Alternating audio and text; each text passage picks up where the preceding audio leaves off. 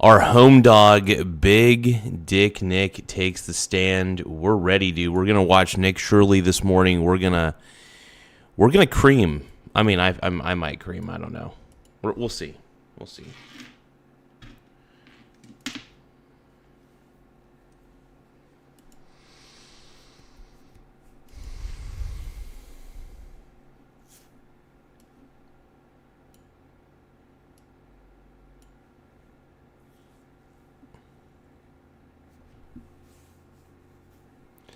All right, dude. Big Dick Nick, dude.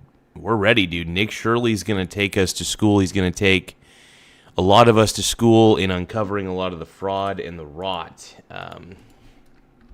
That's happening.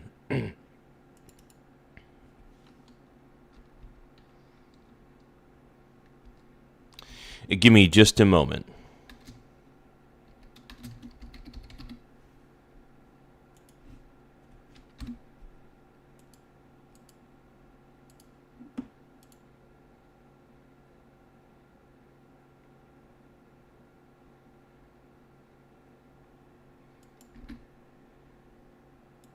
I'm going to modify that a little bit. Hold on.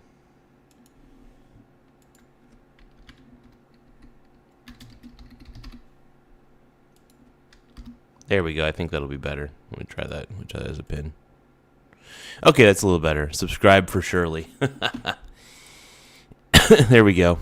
And like the stream as well. So if you guys can, tap the subscribe button, tap the like button. It really does help the channel grow. But yeah, subscribe for Shirley, baby.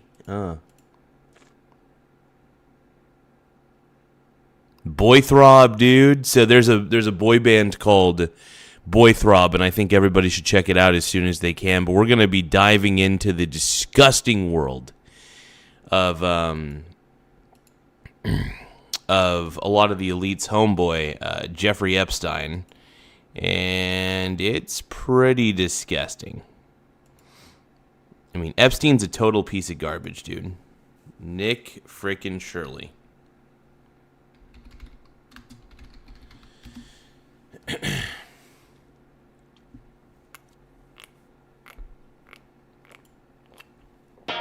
Mom jeans. She passed them down to you. Okay. Will be going to prison for the fraud that's been committed in these states? I think so. Yeah. So to get that correct, in a place like California and Minnesota, illegal migrants were getting Medicaid for completely free. Yes. There are billions of dollars of fraud that go out to criminal organizations. Foreign adversaries have specialized in committing different types of Medicare fraud. And what have you guys seen so far from it? Is wild the level of fraud that is happening with this community, and it blows my mind. Now I don't know. Is he in California right now? What have you guys seen? Okay, so he's in California. Okay, I did not know that. I did not. Hey, you guys, make sure you tap the subscribe button. Subscribe for Nick Shirley. If you love Nick Shirley, man, tap the subscribe button. If you guys are tired of all the fraud from all these blue states, please subscribe to the channel. We're tired of the fraud in all of these blue states. We're out here to expose it. Yes, we're doing it, man. F it, we're doing it live. F it, we are doing it live. Let's go, dude. Nick, Big Dick Nick, dude. Our home dog, our boy, Big Dick Nick. All right? A state like Minnesota where a politician could be imprisoned. This is a super important interview between me and Deputy Secretary Jim O'Neill of the HHS, which stands for Health and Human Services. They're one of the departments within the federal government that are hoping to crack down on this fraud, and they've even gone to expose it in locations like Minnesota and in California. This is a pretty good little question in the chat. Dank Swizzle 228 says, if you could only buy firearms from one manufacturer for the rest of your life, well, who would you pick? I don't really know a lot of the manufacturers, but I know Smith & Wesson's a pretty good one. I could be wrong, though. Maybe Smith & Wesson isn't. Yeah, I'm not really a gun expert. When it comes to the world of guns, man, I'm pretty clueless. I'm not going to lie, man. I'm fucking clueless in the world of guns. You know, I do have a general idea of stun. I like stun weapons, though. I'm a big stun weapons kind of guy. That's my favorite type of weapon, at least. As well. In this video, we'll be speaking about the fraud that's been taking place specifically in areas like Minnesota, as money from the federal government has gone to the state and it has been defrauded from the American taxpayer. We'll be speaking about that and potential prosecutions that will be taking place within the fraudsters and the politicians who've been enabling this fraud to happen. And right now on my website at shirleydefense.com, we have released new hoodies, support independent journalism, as we know that mainstream media has just completely failed the American people. So go ahead and show people where you stand. You can go ahead and get Absolutely, man. I firmly agree. Here's the thing about the mainstream media. The mainstream media is not there to cover the news. I'm starting to believe, and this is just an opinion, but I firmly believe that the mainstream media is not out to cover the news. I believe it is out to cover up the news. I have had a firm distrust of the mainstream media for a very long time. And you guys are probably thinking, well, you're a right-wing guy, aren't you? Yeah, I may be. I'm pretty right-leaning for the most part. But just because I'm right-leaning doesn't mean I'm going to watch Fox News. It doesn't mean I'm going to watch CNN. I don't watch MSNBC. I watch none of those. Look, the mainstream media, I believe, and Asmund Gould said it best, mainstream media appears to be the enemy of the people. That's all I'm saying. it in black, That's all I'm and saying. you can also go ahead and get it in gray as well. We still have the quality leering t-shirts and hoodies available as well. Remember, that's at Dude, my man is slinging merch like crazy, dude. I love Nick. I really do. I think this guy is incredible. I love everything that Nick is doing. I love the fact that he's slinging merchandise like a champ, dude. The man is slinging merch. Like this guy's the man, dude. Like I said, I'm a big Nick Shirley fan at this point. A big dick Nick, bro. Big dick Nick. All right, we love Nick Shirley, man. We love Nick Shirley on this channel. Also in the description down below. And now let's get into the interview. We're here in Washington, D.C. We're with Deputy Secretary Jim O'Neill. Lots of fraud is happening here in the United States. You guys at the HHS, Health and Human Services, have been cracking down on this fraud. When I first originally posted the YouTube video, I just thought it was going to be a YouTube video. I post it. Next day, I didn't know who you were. I see your face pop up on X, and you say you're freezing over $185 million to childcare in Minnesota. What has this crackdown on fraud been like for you guys? Taxpayers spend a lot of money on healthcare and welfare in America. They're very generous, and this department administers a lot of it, including Medicaid and child care, and has a responsibility for ensuring there's integrity. The status quo was just a trust that states would... If you guys can, though, don't forget to tap the like button. The more likes we get, the better. So tap the like button right now. We're trying to get to 100 likes by the end of the stream. Once again, we're trying to get to 100 likes by the end of the stream. So please tap the like button. It really helps the channel. Also, if you end up subscribing to the channel, tap the subscribe button and then go in the chat and let me know that you subbed. All you have to do is just let me know that you subscribe to the channel, and then I'll be more than happy to put your... to highlight your chat and everything. So all you guys got to do, let Zaddy know that you subscribe to the channel, and I'll be more than happy to put your name right on the screen. Let's keep going. make sure that none of it was spent on fraud. Status quo is obviously not good enough. So we've been asserting all of our responsibilities and enforcing that states are really doing their jobs, and that's been escalating over the past few months, partly thanks to you. And so I go Big ahead Dick and post Nick, this dude. video. I Big go to the Dick daycares, Nick, I show bro. the locations, and then you guys freeze the funding. What made you guys No, have I'm glad they froze the funding, by the way. Tired of all the fraud in fucking Minnesota, dude. enough sufficient evidence that fraud was happening to the point where you guys decided to freeze childcare? So we're absolutely committed to funding all the deserving recipients that actually fit into the definition of the program and none of the fraud. What we did that week was we just asked for receipts. We said, states, when you're submitting us a bill, just give us a little proof, give us some evidence that it's real. Yeah, and it's so funny because a lot of these, they had no proof. They basically were like, we're shutting down. They had every opportunity, by the way. If these daycares were legit, if they were legitimate, they could have submitted some form of proof to keep getting the funding that they deserved. You know what I mean? They could have done it, but they didn't. and legitimate. And you might have seen last week, 5 states actually sued us and said, no, we don't want to answer your questions. We don't want to send receipts. We don't want to show evidence. So far, court said to freeze that part of it, the demand for receipts, which we're going to comply with the court while we appeal, but we're moving forward in other ways. We're going to be sure that no money goes to fraud. So has a single daycare in Minnesota been able to prove that they are a legitimate business to receive the funding that you guys froze? We're not talking to the so-called daycares directly. We are asking the state to submit proof. But yeah, you guys, tap the subscribe button. It really does help the channel grow. So the more subscribers we get, the better. So please tap the subscribe button. If you guys do subscribe, all you got to do is let me know that you subscribe to the channel. So tap the subscribe button, go into the chat, type in there subbed or I subscribed or something, some sort of indicator that you subscribed, and I'm going to highlight your name and give you your flowers because I appreciate every single person for subscribing, man. Sosa, I'm going to assume that you subscribed. Thank you so much, my brony brother. Thank you, Sosa Ribeiro. Appreciate you. Nick Shirley's the man, dude. Big Dick Nick, bro. Big Dick Nick. Let's keep going.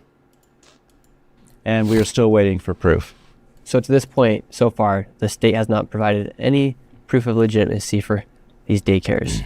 Not only that, they're generally refusing to answer questions.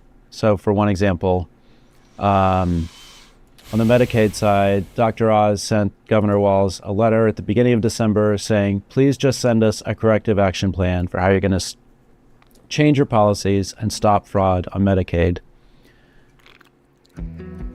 Well-being isn't a day of December and submitted a comical 5-page joke of a corrective action plan. And we wrote back and said, that's obviously not good enough. We need a real corrective action plan. They then asked for a hearing, which of course they'll get their hearing. They're really dragging their feet on reform on Medicaid.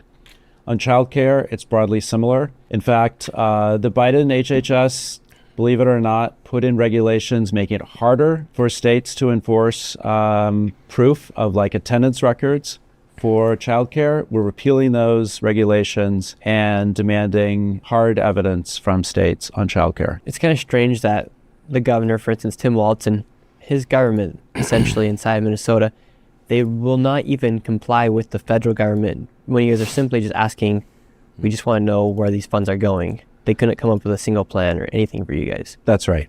They really seem to not really want us to ask questions. So I was in Minneapolis last week. I met with the Medicaid officials. Of course, they said all the right things. They said they care about fraud. Then I met with some whistleblowers, some legislators, some auditors, some former employees. The message I got there was very different. It was the instructions in the state government are not to ask questions, not to really do site visits, especially not surprise site visits. State literally decided not to go knock on these doors. Luckily, you did. Yeah, because what I did in my videos, I did not know what expect. Yeah, it's funny, man. Nick was like, yeah, I'm just going to actually go to these places and I'm going to ask them if I can enroll my little kid, Joey, you know? And what happened was none of them could eat. Like, there was only one out of every single one of these daycares that could give him any sort of information, and all the phone numbers that he called, none of them answered their phone. I don't think any of them did. I can't remember I think maybe one did.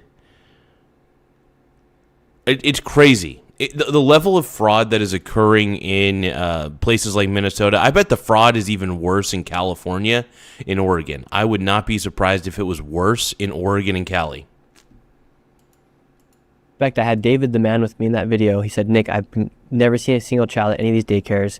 And so what I did is I just went and knocked on the daycares to see what was happening. For instance, there was one called Mako Childcare. They had received over $1 million. And so I went and tried to open the door to go talk to whoever was in the reception.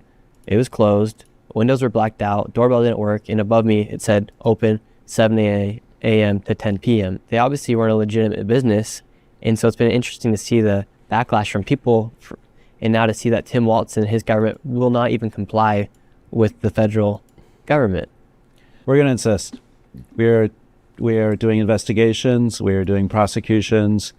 We are ramping up the pressure. We are exploring every bit of legal authority that we have to ensure that there's no fraud in Minnesota and other states. In some cases, we have to give the state notice, and then we can crack down. We're doing that. We're giving the notice. We're sending the proper letters. We have more reforms that we'll be announcing in the next week. But it's really our responsibility as stewards of taxpayer money to do the work that the state is refusing to do. And how come it had gotten to the point where there wasn't that much oversight as to where the money was getting spent? Because from my understanding is you guys give the money to the state and then they then spend the money. Yes. Distribute the money. How come there wasn't much oversight in a place like Minnesota? So I think there's the status quo assumption was state officials are elected or appointed by their own taxpayers. A lot of these programs are state programs. States are supposed to be in charge of that. And the federal government is supposed to have a little bit of program integrity, but it's really been considered a state responsibility. And really that's kind of the way the American system has worked. Like, one of the strengths of our social capital in America is high trust, transparency, open books, data available to the public. Well, and here's the problem, man. You can't trust certain states. If they have a socialist agenda like Minnesota does, if they have a socialist, communist-style agenda, and they're basically here's the thing. Not only is Minnesota committing fraud, it seems like they're allowing, in my analysis, they're allowing illegal immigrants to come in droves, basically. And it's crazy that Minnesota never gets called out on this shit. And Minnesota really should get called out on this garbage. Processes that everyone can Really see should. and follow, rules that are clear to everyone. That's broken down from time to time in American history. We've had like political machines in big cities, often involving like a unassimilated immigrant group that gets kind of co-opted by a political party or a faction of a political party, and ends up with a whole complicated but stable system of like public money being steered into fraud and voting blocks like cooperating with the fraud and voting for certain politicians. And it really looks like we have exactly that situation in Minnesota. And it's been obviously going on. Well, first off, Minnesota, by the way, I believe that the root cause for all of Minnesota's problems is white guilt. Is feeling guilty about being white, and because they do, they turn a blind eye to fraud committed by minority communities. That is my theory. And I think the root cause of a lot of Democrat problems is daddy issues and white guilt. Feeling guilty for being white. I don't understand why people feel guilty for being white. You know? I don't get it. Like, I'm part Mexican, and I feel no guilt for being white. I feel no guilt for being Mexican. I feel no guilt about any of those. Yet all these people, like, white guilt is so prevalent in the Karen community. So, like, I guess at the end of the day, I just don't get it. That's my problem. Is at the end of the day, I just don't get it. I just don't get it, man. I just don't get it, brother. My brony brother. I don't understand.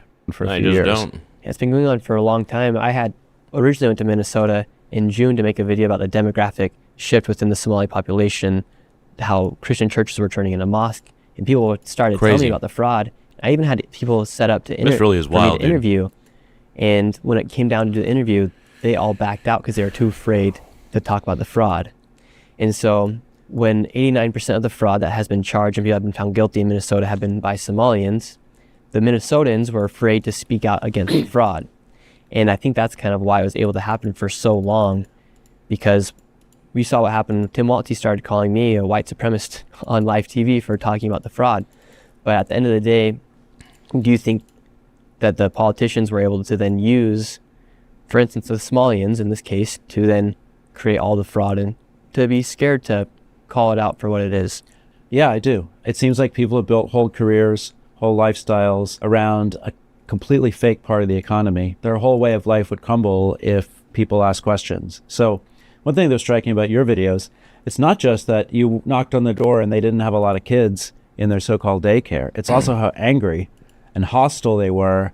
They really did not. Yeah, I was really confused by that too. Like the amount of hostility that those people had shown to Nick Shirley was amazing. How terrible they were. They were awful to him.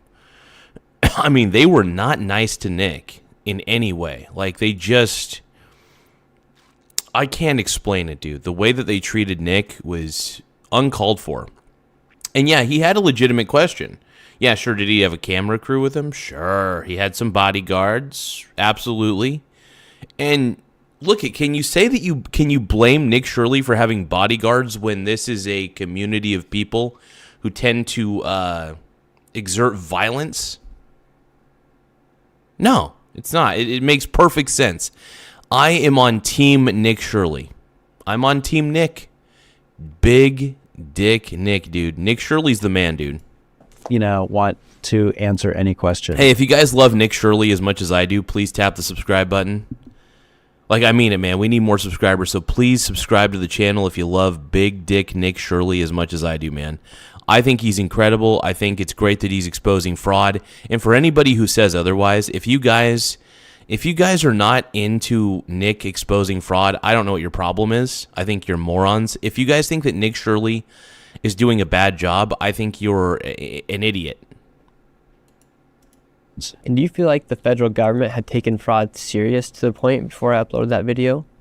Or do you think, how come you think from my video there's such a big ripple effect across the nation? We were starting to focus on Minnesota on the Medicaid side in November. But you definitely showed that Minnesota was a particularly bad area on childcare as well as Medicaid. So you made a big difference. So essentially, yeah, man, Nick Shirley, his citizen journalism saved well, I wouldn't say saved. I mean, Minnesota's burning right now, but he exposed the rot in Minnesota. And I think that since Nick Shirley exposed the rot in Minnesota, I think they're going to actually I think they're going to elect a Republican governor. I think there's going to be a Republican governor who makes real headway in Minnesota. And I think a lot of people are tired of being abused by the left. I think a lot of people who voted Democrat are tired of being abused by the left. And they're tired of their tax dollars going to these bullshit leftist states, to these fake ass businesses. They're done. you guys give that funds They're done, man. to the states, and then you just have trust in the states that they're going to distribute that money. You've worked hard as a small business owner. Instead of climbing the ladder, you decided to build your own. Model that the U.S. government's operated on in general is like pay and chase. Like when the state asks for money, you just send it, and maybe you investigate later if there's accusations. But it's hard to claw money back. But yeah, here's the thing. The state itself, the state is responsible for fraud checking. The federal government can't check all 50 states all the frickin' time for fraud. It's at that point, the state government must, if the state government's going to accept federal money, and it's going to have these programs and these fake businesses, come on, dude, it's like... the state of Minnesota is either really lazy, either they turned a lot of blind eyes, which I'm thinking is the case because I think they turned a blind eye to fraud, or they're just lazy. Now, granted, knowing Democrats the way I do, I would actually believe both. They turned a blind eye to fraud and they were lazy because they didn't want to do the paperwork. They're like, oh man, all this paperwork's involved. I think it's easier if I just turn a blind eye to all this fraud committed by a specific community. And that's what they did. They just turned a blind eye to the fraud. And it's as simple as that, man. So I think it's great that they're forcing these businesses to show receipts, some sort of proof that they're a legitimate business. And a lot of these businesses, I'm assuming, cannot. which makes sense. The minute we send it to Minnesota, Minnesota sends it to these largely fake grantees. It's probably overseas within a few days. That's going to be impossible to get back. So while it's good that we're doing investigations and prosecutions and like holding everyone accountable we can, the bigger savings are going to come from just not sending money out the door in the first place until we're sure that the states have a handle on the situation, are not corrupted, and are sending it to real people who actually deserve it. Yeah, it sounds like you guys are doing something very common, with a lot of common sense to say, we want the proof, but now these states are suing you guys. You have states... Right. If you guys love Nick Shirley as much as I do, tap the subscribe button. We're big fans of Nick Shirley on this channel. So make sure you guys tap subscribe and also tap the like button as well. We're trying to get to 100 likes by the end of the stream. The more likes we get, the better. It really does help the channel grow in a lot of ways. It helps my wiener feel bigger than it actually is, because I got a pretty small dong. I'm sorry to admit this to you guys, but I got a tiny schlong, and it kind of sucks. It's not easy. Not easy. I got a tiny dong. But let's keep watching Nick. Big dick Nick, bro. Make sure you guys tap that like button, though. If you guys love Nick Shirley, as much as I do, tap the like button. Also, if you guys are happy that he's exposing fraud at a massive scale, please tap the subscribe button. We need more subs. The more subs, the more subscribers we have, the better, man. We're getting closer to 8,000 subscribers every single day. And I can't do it without you guys, my pink brony bros. I appreciate all you guys. You're all incredible. And keep going, man. Is it California, New York, Illinois, Minnesota, and Colorado? That's right. Are all suing you guys? Yeah, all 5 of those states sued us. All we were asking for was a little bit of evidence. We were still sending out the money after they sent the evidence, but all we did was say, send us evidence, then we'll send you the money. Instead of sending the evidence, either they didn't have it, or they didn't want to share it, or it was fake, or whatever. Yeah, that makes sense. It's so crazy the amount of fraud that's happening in Minnesota, dude. The daycare fraud situation is insane. And a lot of Minnesotans are pissed at Tim Walz right now. A lot of them are. The amount of, I think there's a lot of hatred that Minnesotans have towards Tim Walz.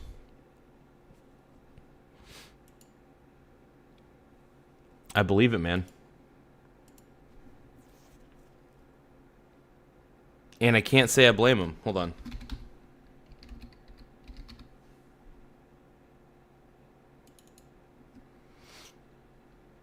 I just realized something. Hold on, man. Give me 1 second.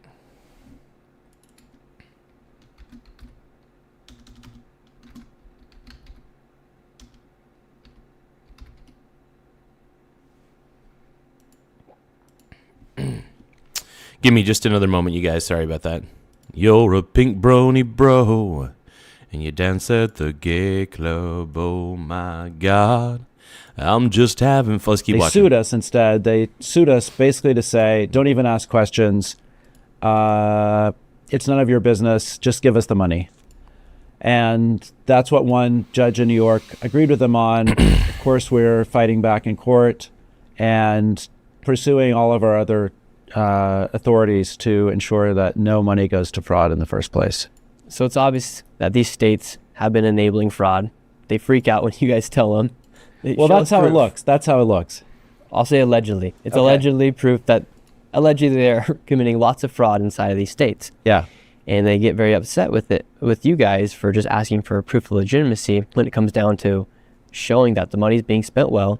How can people inside of these states have trust that when they pay their taxes to the state and federal government? Oh, first off, I've never trusted that any of my tax... look, I trust that some of my tax dollars are going to roads and things to make the city work, right? To make the city around me better.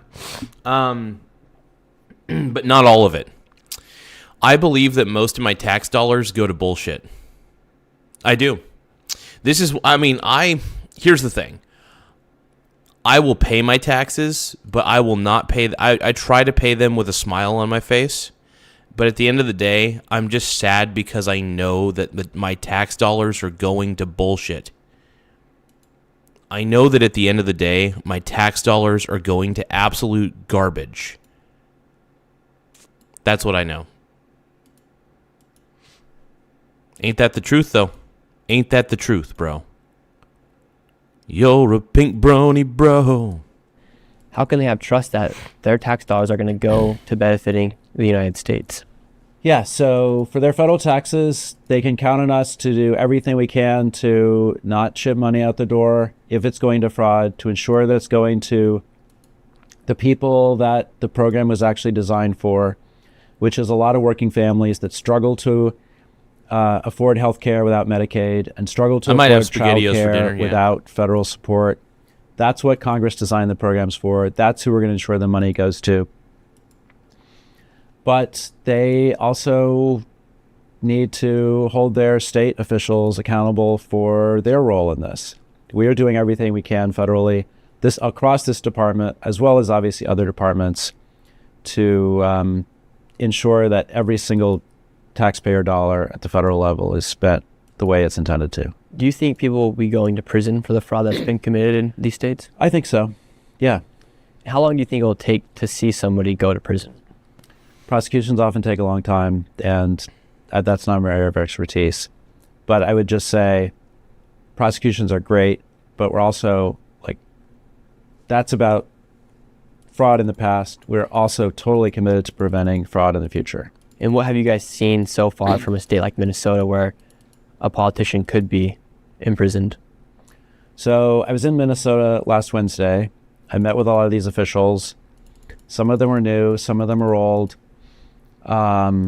If any of them have committed actual crimes as opposed to mere incompetence, then, our Inspector General office is looking into that, as well as on the provider side. Right. Some of the former state officials we met with in Minnesota said site visits are not even a regular part of fighting fraud. They just trust.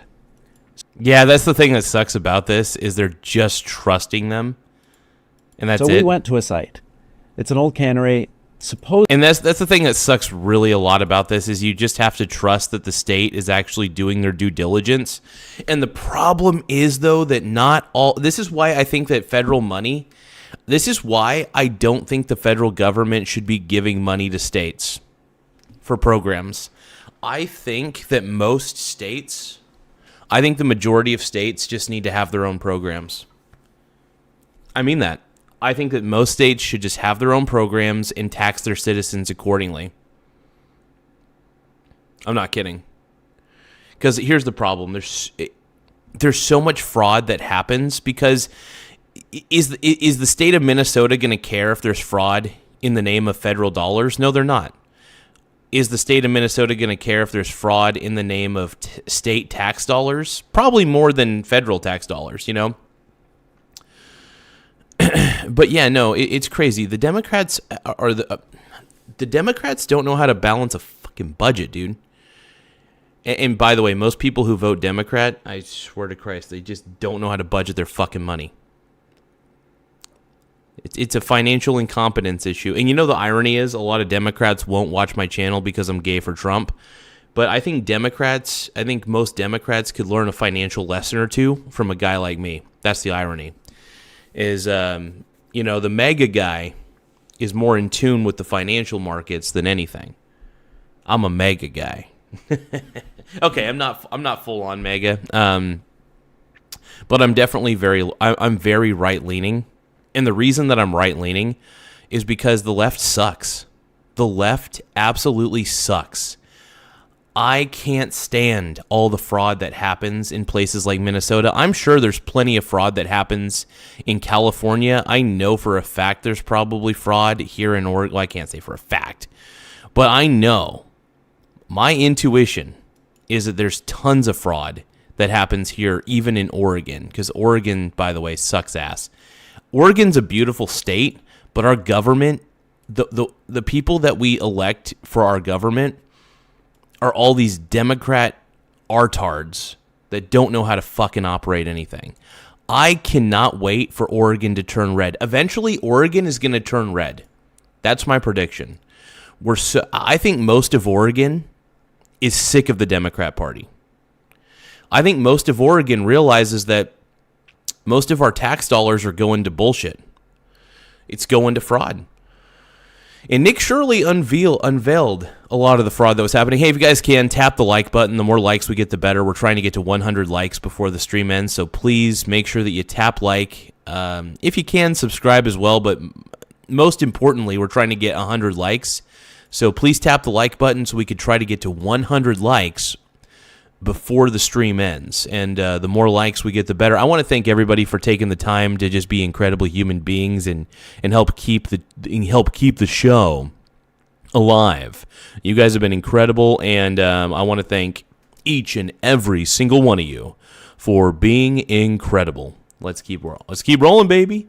You know what time it is. Yeah. Supposedly on paper housed more than 300 Medicaid providers during the Walz administration in this one building. Tim Walz, dude. So we drove up, we got Tim out of the car, we were Walz. He standing makes me feel hot. I love him. I am a thought.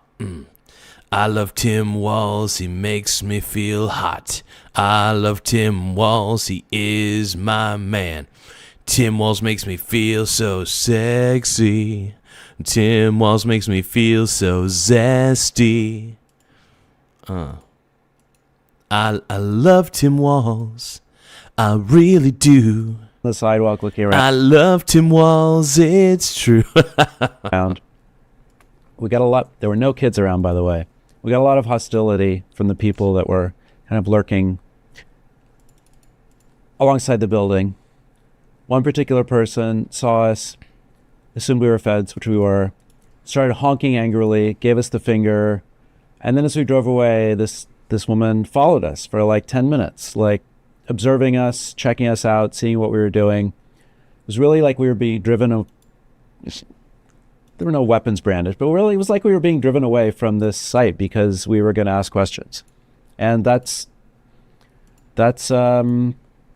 why states need to do site visits. They need to go to these places, make sure they're real, and not just trust, or like, turn a blind eye. Yeah, because what I did, I kind of caught him red-handed because I just showed up to the location. That's right. On a normal weekday. Yes. And there was nobody inside any of the buildings. I found a building with over 14 Medicare providers. And what would be the point? You found one with 300 that had in the past. Yeah. What would be the point of a building having 14 of essentially the same Medicare providers or healthcare providers? Well, if you're married or in a relationship. This is crazy, man. I mean, I'm loving this. This is a good interview, bro. This is a great interview, my brony bros. You're a pink brony bro. Give me 1 second, though. I gotta check my text messages real quick. Well, give me 1 second here, my bronies.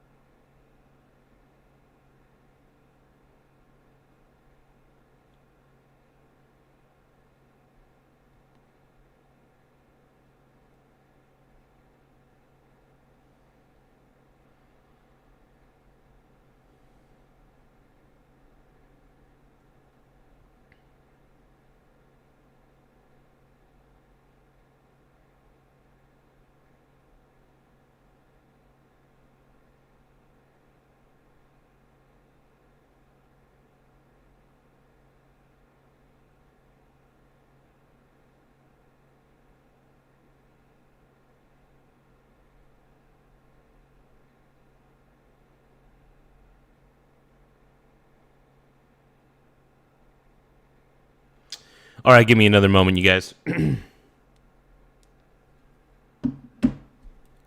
Hell yeah. in theory, you could have a building that has multiple providers in it, but the size of the building has to be big enough to hold, all those things. Obviously, what we both found, especially you, was it doesn't even make logical sense that many providers would be in a building of that size. plus the hostility. If you read something on paper, wow, it seems a little odd that many companies would be in one building. Well, just go visit. Go find them, which is what you did. Yeah. So is the state doing these visits? No, usually not. Yeah, the state, because the state is lazy. The state of Minnesota, the state of Oregon, the state of California, all these blue states typically have the laziest state government because, in my opinion, Democrats are really incompetent. And I think that's one of the reasons why I can't stand Democrats, because incompetent people love collectivism. For example, incompetent people love communism and socialism because they get to mooch off of the team's effort and they don't do any hard work themselves. People who love teamwork tend to be lazy and incompetent, typically combined. I cannot stand lazy, incompetent people.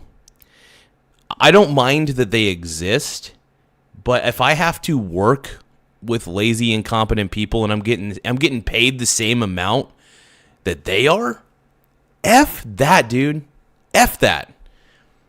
There's no way I'm getting paid the same amount as incompetent person number one over there, right? So come on, man. So no, I can't stand incompetence. It's one of those things that just pisses me off, dude. Yeah, that was the one thing working at a call center, for example. You know, when you're working at a call center and you're doing a lot of the work and you're getting paid the same as somebody who's doing half the work or less, that is frustrating. That is so fucking annoying. There's like no incentive. I mean, I'm one of those people who just does his job really well. That's the thing. When I'm at work, I work my tail off. Like, I work. Like, I'll take breaks, obviously, and I make sure that I refresh my mind a little bit before going back, but I work. Like, when I'm working, when I am in the zone of work, I am working hard. That's the point I'm trying to make. I don't know.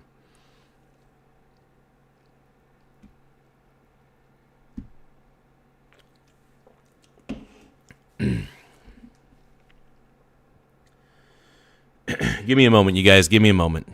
I need a moment. So they're just cutting the check. Even as a matter of policy, the former officials... But yeah, having to work with incompetent people, that's one of the reasons I don't like working for... One of the reasons I don't really like working for companies anymore. I prefer to just work for myself. I mean, what's the point of working with incompetent people? I don't like working. I don't like working with incompetent people. Especially when I am getting paid the same amount as that incompetent person, right? It's so frustrating. So frustrating. Told me, we don't really do site visits, especially not surprise site visits. So, yeah, they were just cutting the check. And these checks aren't just $1 million there. It was cool that, and here's the thing, Nick Shirley, I will say this, Nick Shirley is not bound by the same restrictions that a lot of these government entities are bound by. As a citizen, Nick has every right to go to that place that's getting the funding, the federal tax funding. He has every right to bring his camera and bring his bodyguards with him and ask a few questions to see if the business that they're running is legitimate, right? What Nick Shirley did is very honorable, and I'm a huge Nick Shirley fan.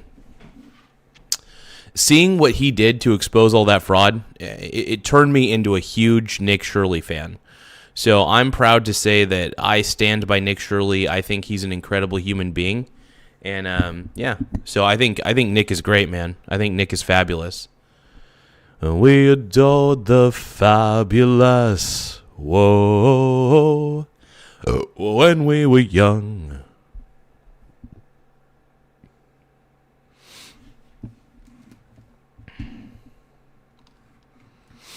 But no, I'm a big Nick fan, dude. I love Nick. I think Big Dick Nick, Nick Shirley, man. Total stud. Hey, if you guys can, tap the like button. The more likes we get, the better. We're trying to get to 100 likes before the stream ends. So once again, we're trying to get to 100 likes before the stream ends. I want to thank everybody for being so incredible. Yeah.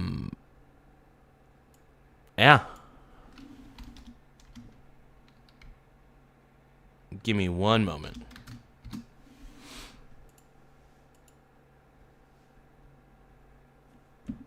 When we were young.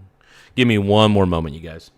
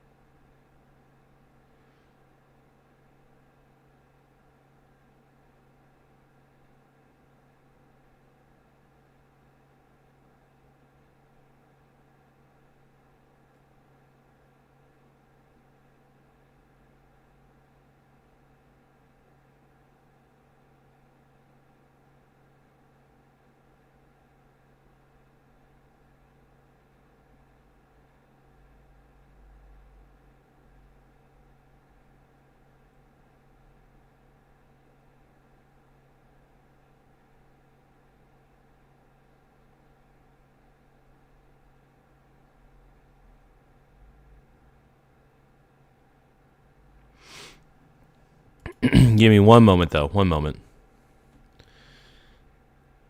All right. Let's keep going, you guys. Let's keep going, bro. $10 million, millions of dollars. How deep do you think the fraud is in a state like Minnesota? Every week. Hey, you guys, I want to thank you guys for tapping the like button. Seriously. So everybody who's in the chat right now, please tap the like button. And if you guys end up subscribing to the channel, I want to say this. If you guys end up tapping the subscribe button, make sure that you go into the chat and let me know that you subscribed. Because if you do subscribe, just let me know. I'll be more than happy to give you a shout out and give you your flowers, man. I love giving people their flowers, bro. Like, I'm all about that life. I'm all about that life, bro. My brony, bro. Yeah, yeah, yeah, yeah, yeah. You're a pink brony, bro. Thank you, guys. I appreciate you all. You guys are contributing to the channel in a lot of ways. I appreciate it big time, man. And bigger. Thank you, like thank you. A bigger part of the Minnesota budget, a bigger part of the Minnesota economy, frankly. Who knows how deep it'll go? I think we've just seen the tip of the iceberg so far. And going back to the point of the states suing you guys, yeah, what plan are they implementing on their own to not let fraud happen? Well, they're all... they're not doing shit. Here's the problem. States like Minnesota that are Democrat-run, incompetent. The one thing I will say about Democrats is they're really, really good about being lazy and procrastinating. That's why Democrat-run states tend to be the most expensive and the most heavily taxed, and tend to have the biggest homeless problems because the tax dollars that we're paying to solve the homeless crisis never get solved. And what happens is guys like Gavin Newsom in California end up pocketing so much fucking money. Dude, Gavin Newsom, I can't believe he thinks that he's going to... I mean, I can't believe some people think that he's going to be the Democrat primary nominee.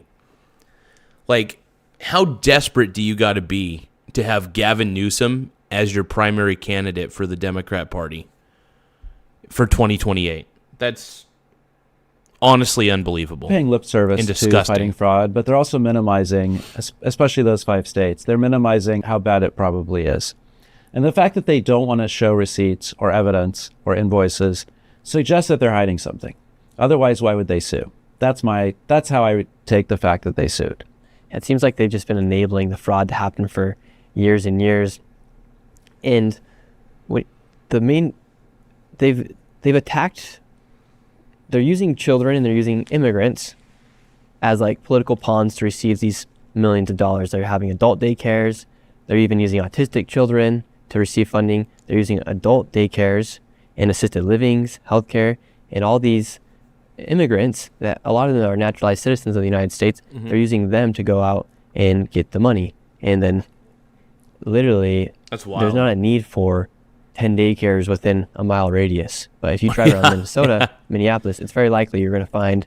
Jay is asking, when is my next basketball live stream? I don't know, man. I haven't done one in a while. I don't know when I'll do my next one.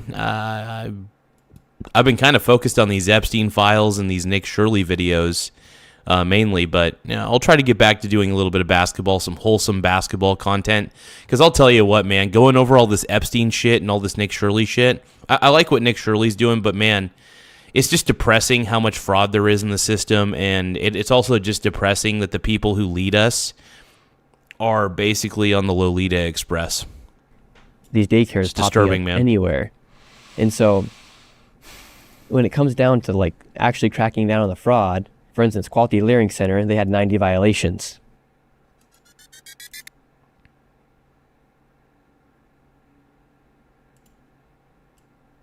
And they were continuing to receive, I believe it was $1.9 million. Do you think by simply asking for proof of legitimacy in the future, which these states are now suing you guys for asking for, do you think that will help stop the fraud? So you notice a lot of this fraud seems to be in areas that don't involve a license. So like daycare. Yeah, daycare. Yeah, it's interesting. Yeah, because daycares, you don't need a license. You don't need a license to run a daycare, really? There's no license to revoke or even inspect. That's wild. Okay. Interesting. Then why then why would you give federal money to a daycare? That actually kind of pisses me off. Why would federal money go to a daycare if daycares are not required to have a license of any kind to watch kids? I think if you're going to watch children and you're going to run a daycare, you need a license. That seems like a real flaw in the overall system. I think, first off, anything that involves kids, I think needs a license. I think you need to have some sort of license saying that you know how to handle this shit. Wow. I did not know this. I really didn't know this. This is crazy. A lot of these non-emergency transportation services, there seems to be a lot of fraud in that. That also doesn't involve a specific medical license. If you guys can, though, tap the subscribe button. The more subscribers we get, the better. It does help the channel grow. We're trying to get to 10,000 subscribers as quickly as we can. It's a slow process, but we're trying to get to 10,000 ASAP. So the simple act of tapping the subscribe button really does help the channel grow quite a bit. I think that is an area that people that want to do fraud tend to go into these sort of higher risk welfare and Medicaid areas. And that's also where we're focused on cracking down. So the reforms we have done on Medicaid in Minnesota, we're literally imposing a penalty of hundreds of millions of dollars a quarter on their Medicaid because that's how much fraud there is. And real quick break from the interview to tell you guys about the sponsor of this video, Opus Clip. What used to just be... I love Opus Clip, by the way. Opus Clip is amazing. You could take pretty much any short form. I mean, you could take any long form video and convert it into short form pretty easily. It's a very incredible product, and I think, I love the fact that Nick Shirley is promoting this product because it is one of the best products when it comes to short video clip editing. I love it. Hell yeah, dude. Go AI editor big dick has now Nick, dude. become the most powerful AI growth tool for creators and businesses. Over 10 million creators and businesses have started to use Opus Clip, and it's helped them gain over 60 billion views. It's super simple to use. All you do is you upload a YouTube video or upload a video into Opus Clip, and it'll come out tons of viral videos for you to then choose from. I even had my friend start using Opus, and he had just around 100 followers, and within a few videos, he was able to get a video to 30,000 views. And Opus Clip just came out their new AI Editor 3.0 that comes with smarter auto framing, better virality scoring, and new captions. I personally love Opus because it helps me reformat my content for all platforms, whether it be Facebook, TikTok, Snapchat, YouTube, you name it, you can go and use Opus Clip. And for you guys, that is the one thing I do like about Opus Clip is it's pretty affordable too. Like, it doesn't cost a lot. Like, I basically get a yearly subscription for it. I love using it for a lot of my short form videos. I'm a big fan though. I love it, man. Watching this video, Opus is going to hook you guys up with a sweet deal. You'll get 1 week free and 3 months at 50% off. All you have to do is go to the link in the description of this video or the pinned comment down below and use code Nick Shirley. And now let's get back into the interview. How much money goes to a state like Minnesota every year from the federal government? Hundreds of millions of dollars. And hundreds of millions of dollars go to Minnesota. And we all know that majority of that's going to some fraudulent business, man. That pisses me off. 85 million. That really pisses me off, dude. Childcare to Minnesota. Pisses me off. Medicaid in the billions. Something that kind of worries me, in New York City, they just have universal child care for children between the age of 2 to 3, Zohar Mandami just announced. We just learned that the fraud in Minnesota, a lot of it has been committed with using children to receive all this money. Should it be concerning when a politician runs on the idea of giving free childcare, giving free healthcare to individuals? Is it really realistic that that money is going to be spent correctly? Hey, if you guys love Nick Shirley as much as I do, if you guys think that he's an incredible human being for exposing all the fraud, please make sure that you tap the like button. We're trying to get to 100 likes before the stream ends. We're going to try to get to 100 likes in the next 30 minutes is really the goal. So please make sure that you tap the like button if you love Nick Shirley and you love the fact that he's exposing all this fraud. We're trying to get all the likes in the world, so don't forget to like the stream. It really does help the channel grow in a lot of ways. Let's keep it pumping. Let's keep it rolling, man. Based off what we've seen so far? People are right to be skeptical and right to ask questions, including about brand new programs. Obviously, a lot of the children in the Minnesota situation weren't even real children. They didn't even really exist, right? Real children wouldn't go into buildings like this. Fake children that only exist on paper can go anywhere.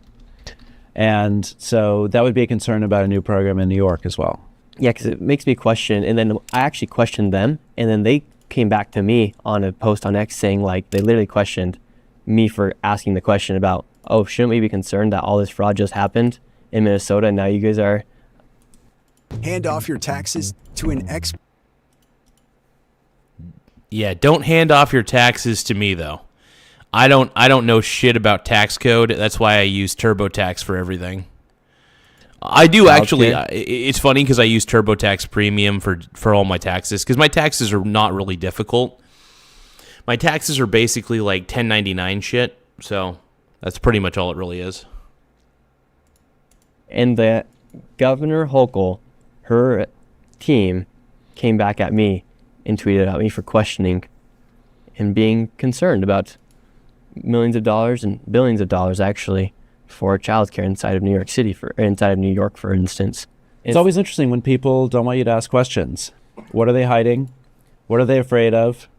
What are they hiding that they know Hey, about? thank you guys for tapping the like button. All the likes that we're getting really help the channel grow. So if you guys can, please tap the like button if you love the stream. If you love what Nick Shirley's doing, tap the like button. We're trying to get 100 likes before the stream ends. We're trying to get 100 likes in the next 30 minutes. Let's go. What are they hiding that they suspect and don't want to know about? That's always a fair response when people ask you to, turn off the camera, stop asking questions, go somewhere else. A lot of people have wondered, if I want to open a daycare, how hard would it be for me to open up a daycare, or how easy was it to open up a daycare before people knew about the fraud? It should be hard, frankly. Daycares are entrusted with children who are... Yeah, I really do find it weird that daycares don't... I didn't know this. I thought you had to have some sort of license. If you're watching children, I think you should have a license showing that you've done whatever, I don't know what training there would be, but making sure that you understand how to watch the kids. It's crazy, dude. Crazy. Very vulnerable. It should be hard to open up a daycare. It should require a lot of organization and talent and honesty and like transparent contracts and qualified people. It should be hard. And how hard would it be for someone to open up a daycare in a place like Minnesota? Well, it's obviously very, very easy because we've seen that even fake daycares can open up there. There's obviously not a lot of diligence going into vetting whether they're real or whether they're good. If there's no way to prove that they're real, how can we prove that they're good? One of these daycares had been closed down and then it got reopened the next day underneath a new name. Right.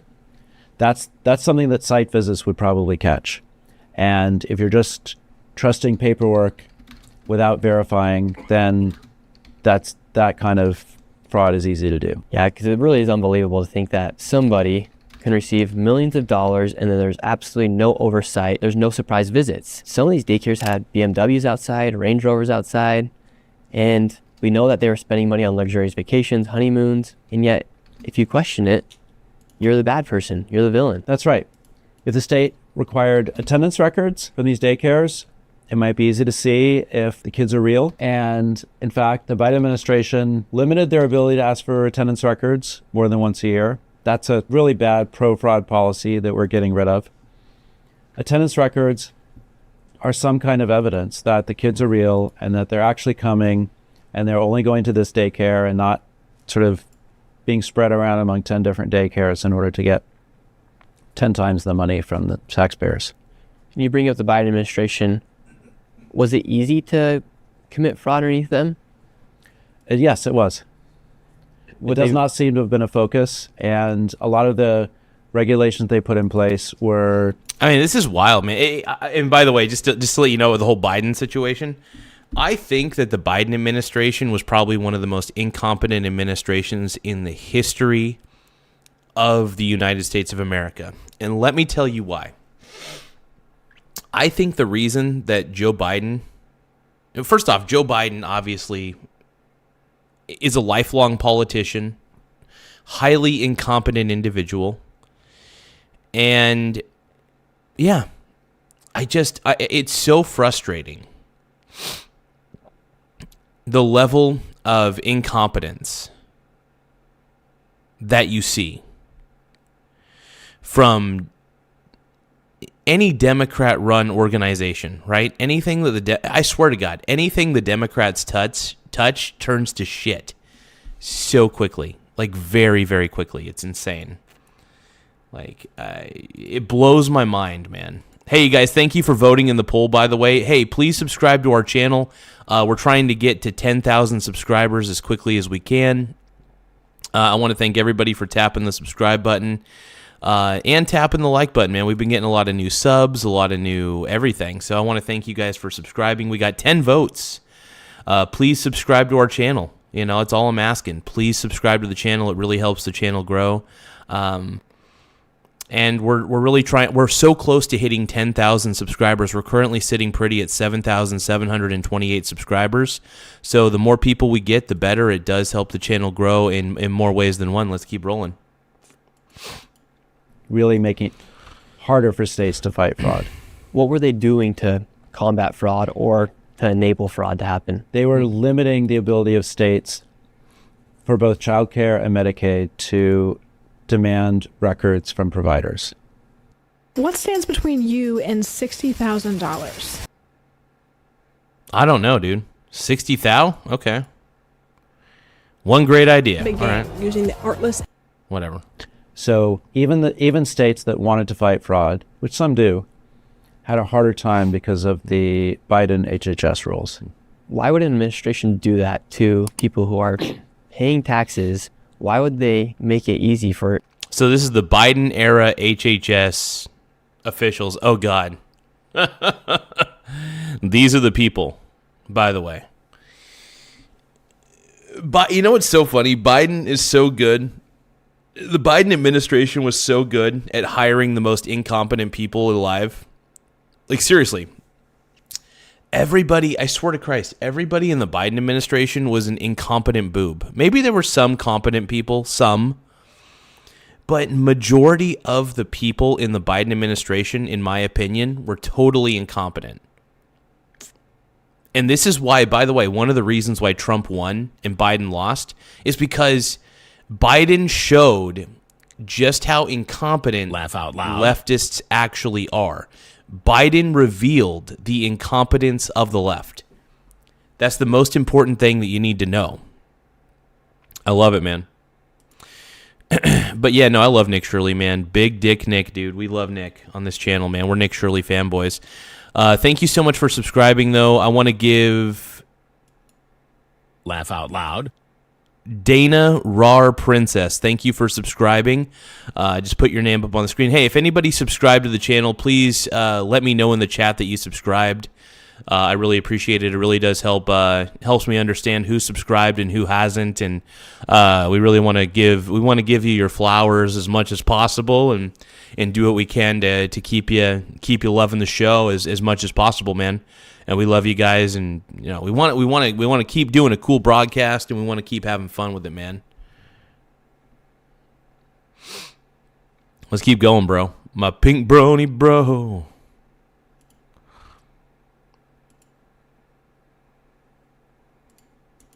Somebody to commit fraud. Like, why was the person before you accepting those sort of policies? Well, in some cases imposing these policies, actually creating these regulations, going through the Administrative Procedures Act to make them part of the law. I couldn't speculate on her motives, but it makes no sense to me. And are you guys looking into the people before you guys who enabled this to happen? Like, do you feel like now, like Trump's been in office for a year? Have you been here for a year now? I started in June. Yeah. Do you feel like now you're kind of having to go back on the work of what other people did in the past to try and de-web or lack of work that people did in the past? Here's the problem, man.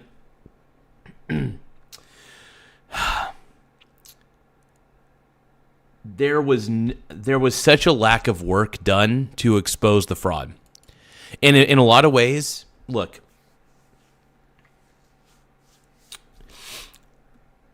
Tim Walz and Jacob Frey turning a blind eye to the fraud that was allegedly happening in Minnesota. I say allegedly for legal purposes, but I think you all know how I really feel about Minnesota. I think Minnesota sucks. I think Minnesota is a terrible state. It's cold as hell. The people who run the government are stupid as hell. And yeah, I think Minnesota sucks, man. It's funny. Minnesota is basically shitty weather, but you get California prices. That's what Minnesota is, man. It's shitty weather and California prices. The California cost of living and shitty weather. Get rid of all the knots that they created. Yeah, in general, we're trying to reduce regulation and make sure government is not standing in the way of innovation or transparency. And sometimes that means undoing stuff that the previous administration did. I know you got some smart individuals. Hey, thank you guys for voting in the poll, by the way. The poll is please subscribe to our channel. We have 25 votes. Once again, the poll is please subscribe to our channel. 28% of you say yes, and 72% of you say no. That's very sad. It's very sad, but let's keep watching. Let's keep hear that. Let's keep rolling, man. The fraud, and people are so interested in the fraud because it is so deep and so large. So we want to bring on one of your guys here to kind of explain more about the fraud happening. Nick Shirley said deep and large. It's hot. Let's do it. Thanks for coming on. We won't disclose your name because it turns out talking about fraud is very dangerous. I've learned firsthand. You've seen a lot of the fraud happening specifically with Medicaid and what happened with Biden, what they were doing. In what ways was the Biden administration failing to combat fraud? Or what ways were they enabling it to happen? I think you're exactly right when you're talking. Well, I think that they were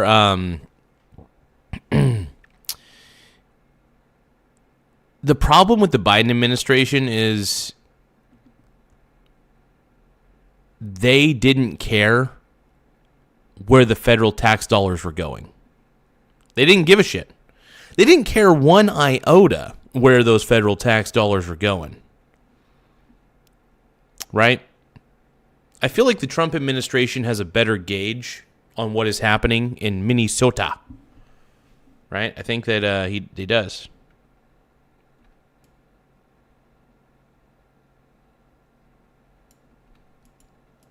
Give me 1 second.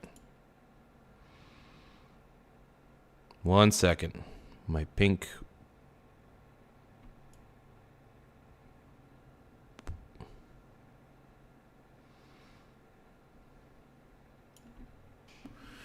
Okay.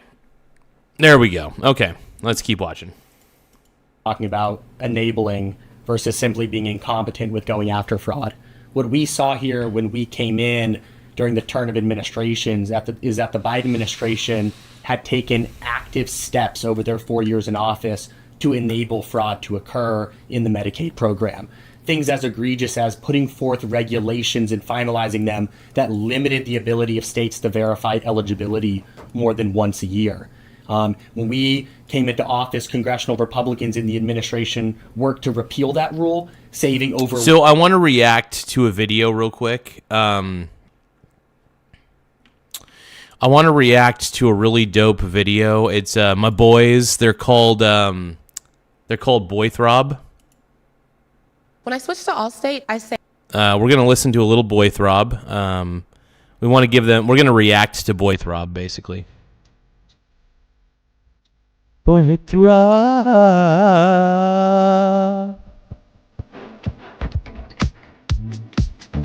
Yeah.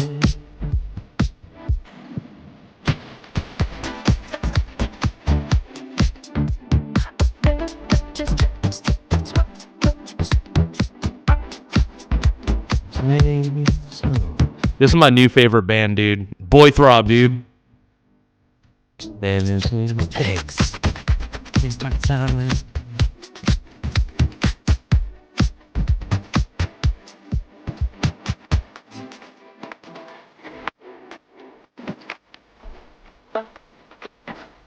Fire. thinking of way.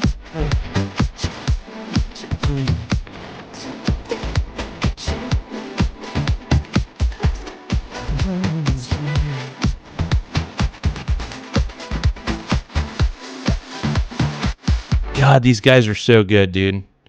Dude, these guys, dude, Boy Throb is the greatest band ever, by the way. Make sure you guys subscribe to Boy Throb. They're incredible.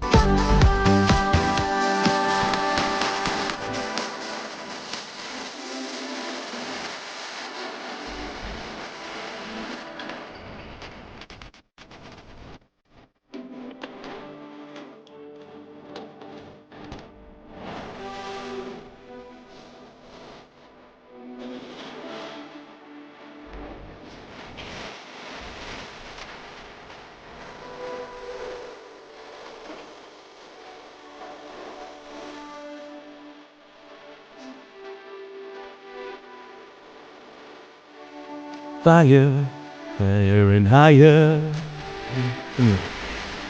You put your finger away.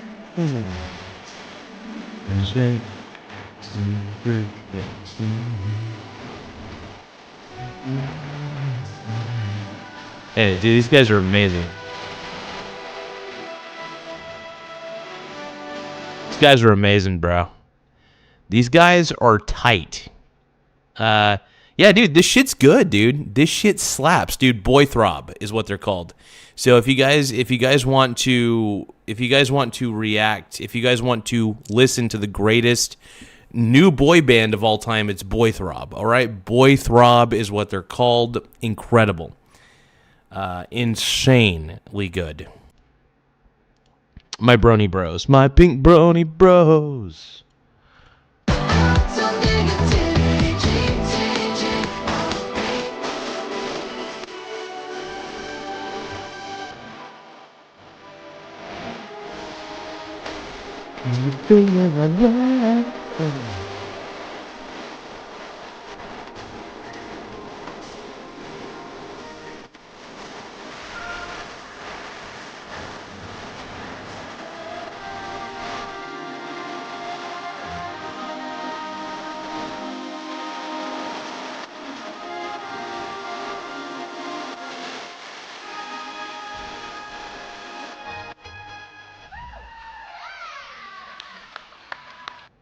Hell yeah, bro.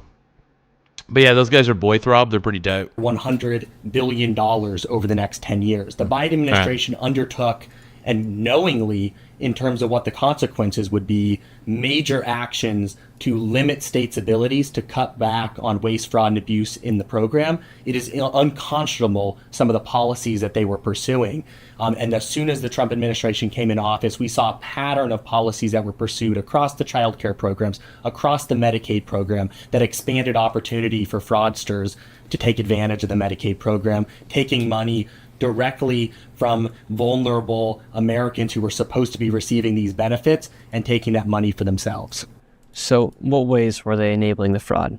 So limiting the ability of states to verify eligibility, completely disregarding signals of fraud, such as significant increases in certain spending categories, and also encouraging states to undertake expansions of the Medicaid program into service categories that are traditionally things that you would not associate with the Medicaid program, or things that most Americans would not label as critical services for the most vulnerable Americans. And so you see what happened in Minnesota, the categories of services where we're seeing the highest rates of fraud, the things you saw out on the streets, such as non-emergency medical transport, autism services, where people with a high school education are being reimbursed as if they're medical providers. That's crazy, man.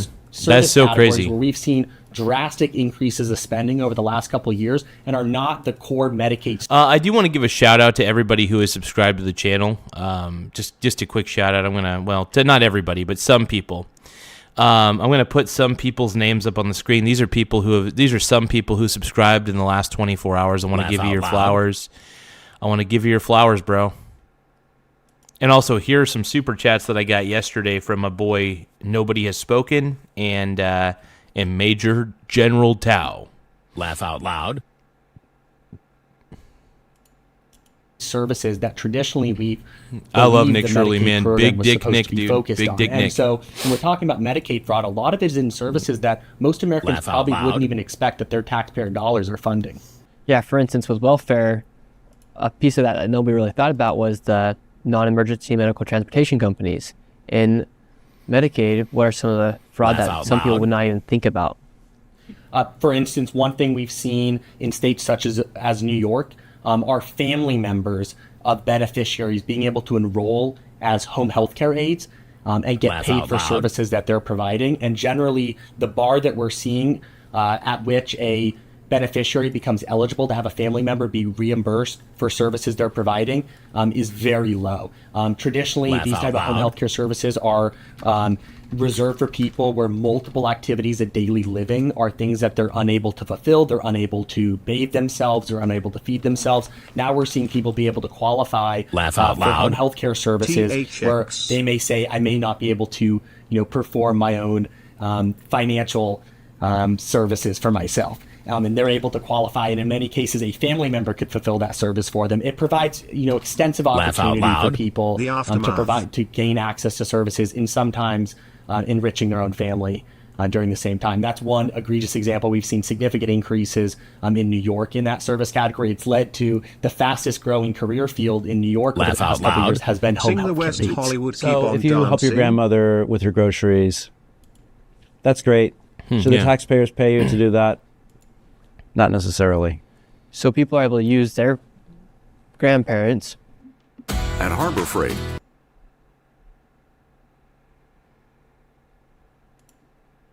pawns to collect money from the government. That's crazy. Yes, That's and you'll wild, see, bro. I was in New York last weekend. There will be advertisements on the subway telling people about this. You can also go online, sites like Reddit. Oftentimes people will provide extremely detailed guides of how to begin to defraud these programs. And I think that's something you see in Minnesota as well. There are many resources that people offer online where they walk people through step by step how to defraud the government. That's the really dude. surprising That's thing, crazy that there's I mean, it doesn't surprise me that there's tutorials online on how to defraud the government, but still, that's crazy.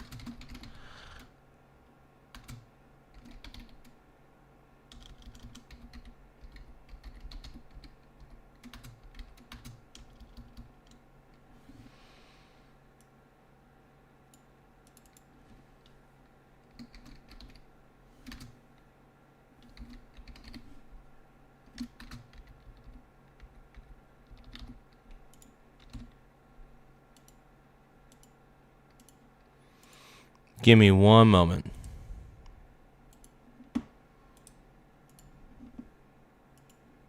is before this administration came in, not only were people, not actively pursuing these type of fraud operations where fraud was proliferating, but actually taking steps to make it harder for individual states and the federal government to intervene and stop the flow of money. So they would tell states, you don't have to provide us certain information. And the federal government then had no visibility into what was occurring in these states. They would, specifically prohibit states from sharing certain information. It's truly absurd when you look at the pattern of allowing fraud to occur.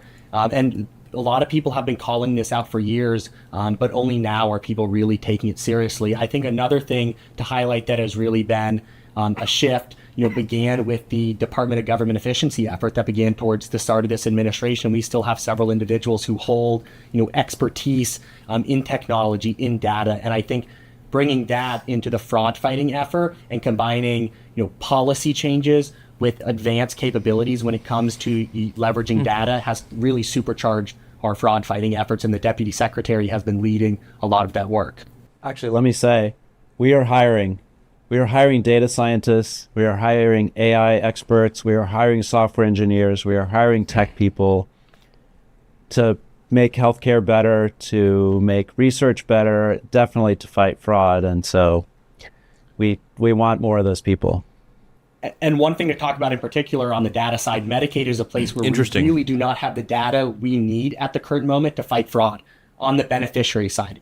If you ask me right now who is enrolled in Medicaid in Minnesota, I cannot answer that question. I could tell you probably 3 months ago an approximation of all the individuals who are on Medicaid, but we do not have real-time information for who's enrolled in Medicaid. Additionally, on the provider side, we do not have a list of every Medicaid provider in the state of Minnesota. The state holds that information, and the state, as of now, has not turned over that information to us when we requested it. That makes it exceptionally difficult for us at a federal level to use all the resources that we have in order to fight fraud. There should be a list of bad providers, suspicious providers, providers that have been disqualified from other programs, so that we can stop sending them money. Yeah, because it's almost unbelievable to think like how inefficient or how the government, especially these state governments, were making it so people like you couldn't actually do your job to ensure that people's taxes are going towards something that's going to benefit an American citizen and not potentially be used for fraud, because it's been proven that 3 to 7% of all tax dollars go towards fraud.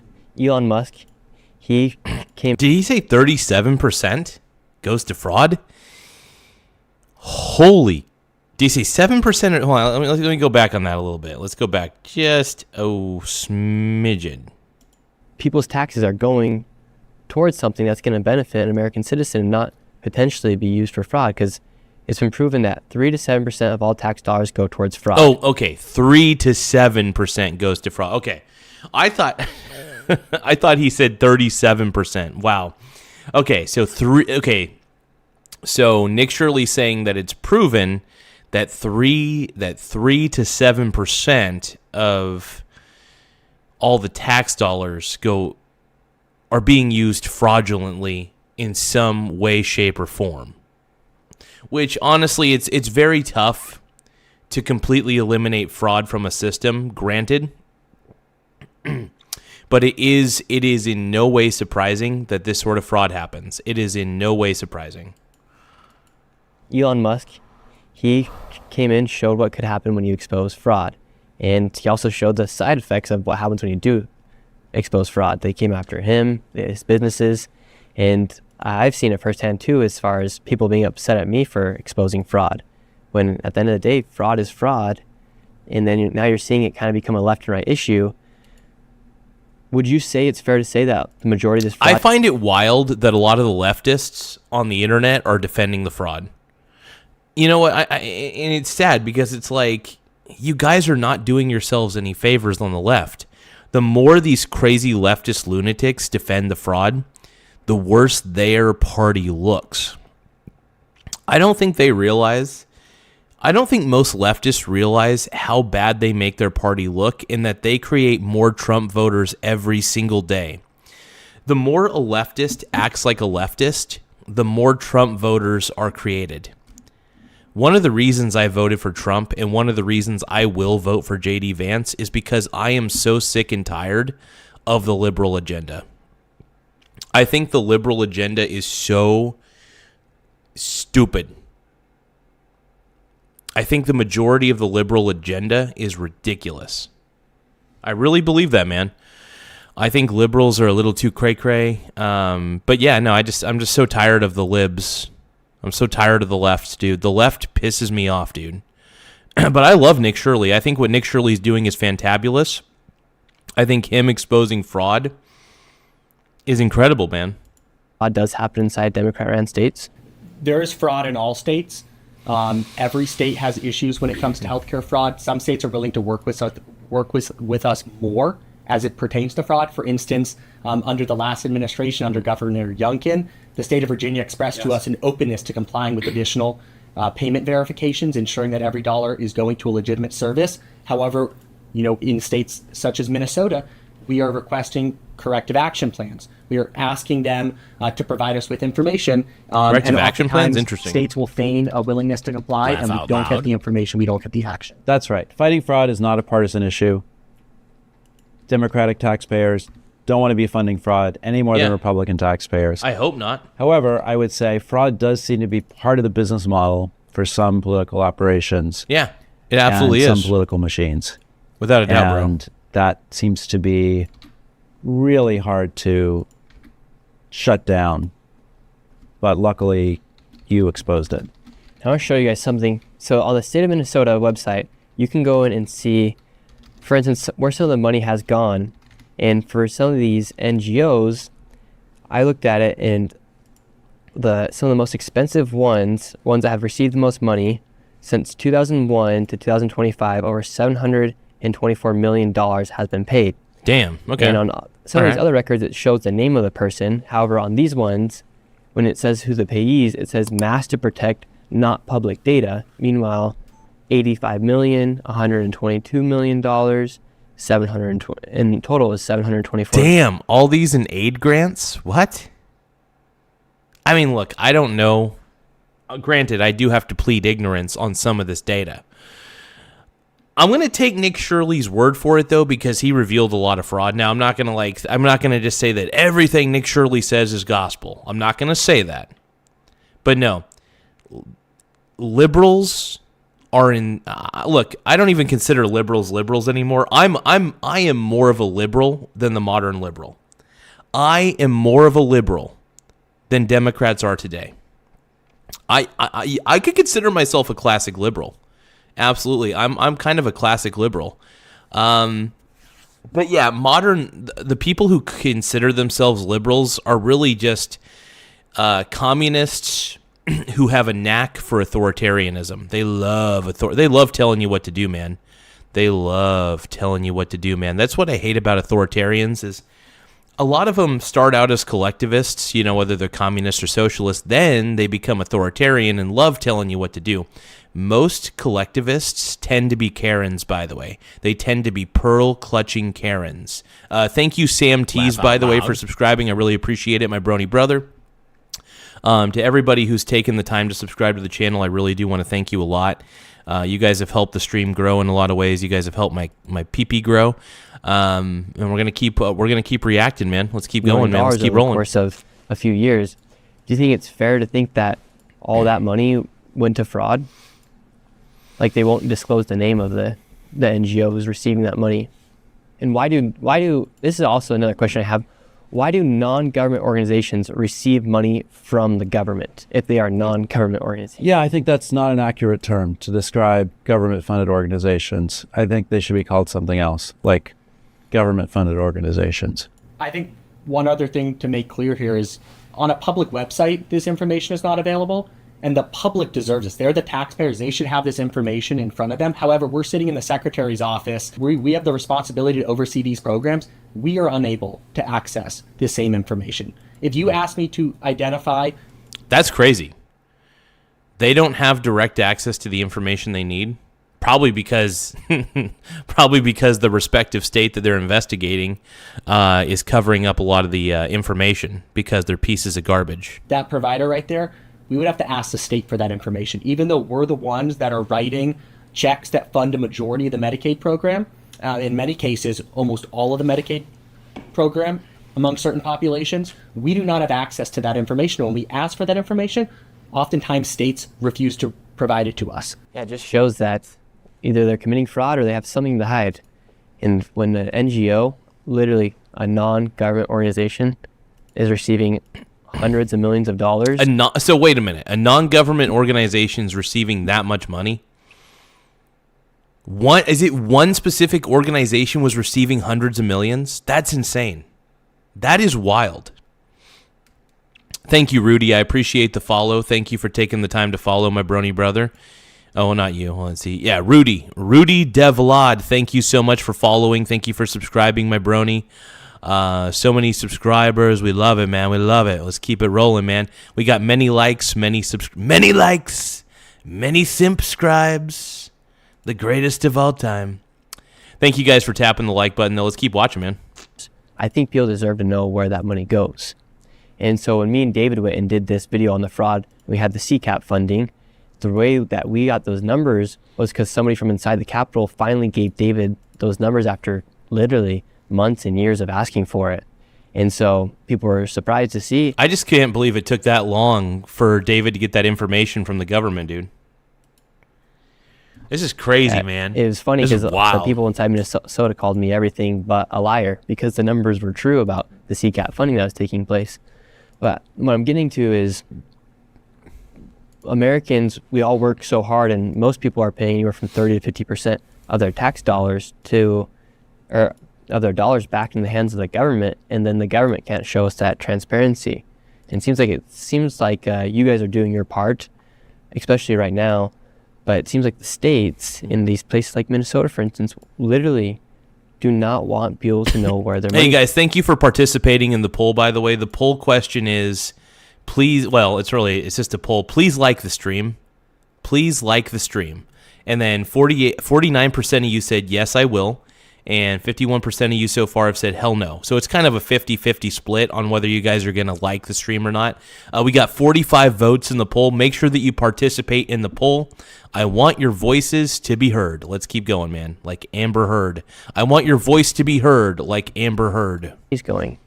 Yeah, if you're a private business serving private customers who are paying with their own money, maybe the world doesn't need to know all your business.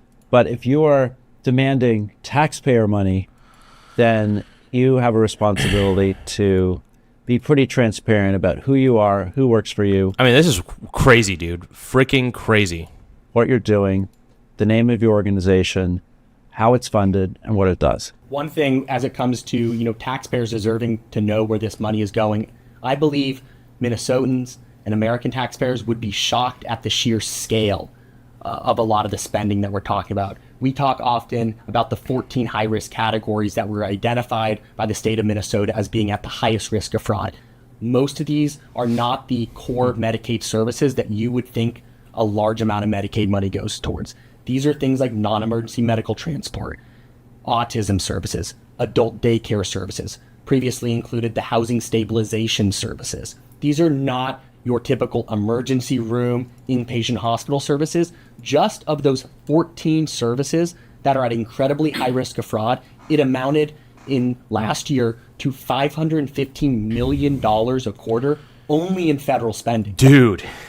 Dude. That does not include the additional state money that is contributed on top of that. We are talking about billions of dollars a year in federal money flowing to the highest risk categories for fraud in the state of Minnesota. That's crazy. So majority of the money...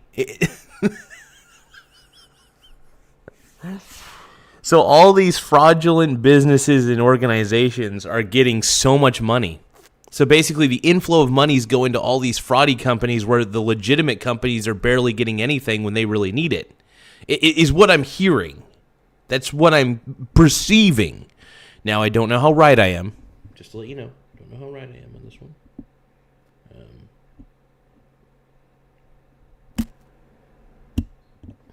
No, but that really it's very wild to me. And it's crazy. It really is crazy. How freaking wild is that, bro? And these are not the services that if I gave you the pen and said, write out what you think Medicaid should cover, these would not be the services that you would identify. And so I think people would be shocked when we start talking about the numbers as it pertains to healthcare and Medicaid fraud. We're talking about billions with a B. And I believe it is far more than people would anticipate it is. Damn, dude. Housing stabilization probably sounds like a stretch from Medicaid, right? We did work with Minnesota and shut that down in October. We make it easy. Do you? Okay, what is this couple doing in the hot tub? OMG, dude, they're about ready to bang, dude. They're going to bang and they're going to buy a Toyota. They're going to be like, I'm going to bang you and then we're going to buy a Toyota. Hell yeah. These high-risk areas. Hell yeah. There's a lot more work to do. That is a lot of money. Billions of dollars. It just seems like how do Americans gain trust inside of the government? Like what active steps are being taken for people to be able to feel that trust? I think the thing at this point that people will trust is transparency, open books, public records that they can look at. Absolutely, bro. Names of organizations, names of providers, very clear public accounting of where the money goes. And they're not going to trust any particular individual or official to say, trust me. They're going to want to see it.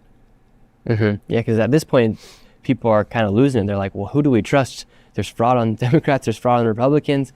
What's going on? And I want to move on to the topic of like NGOs and nonprofits here inside the United States.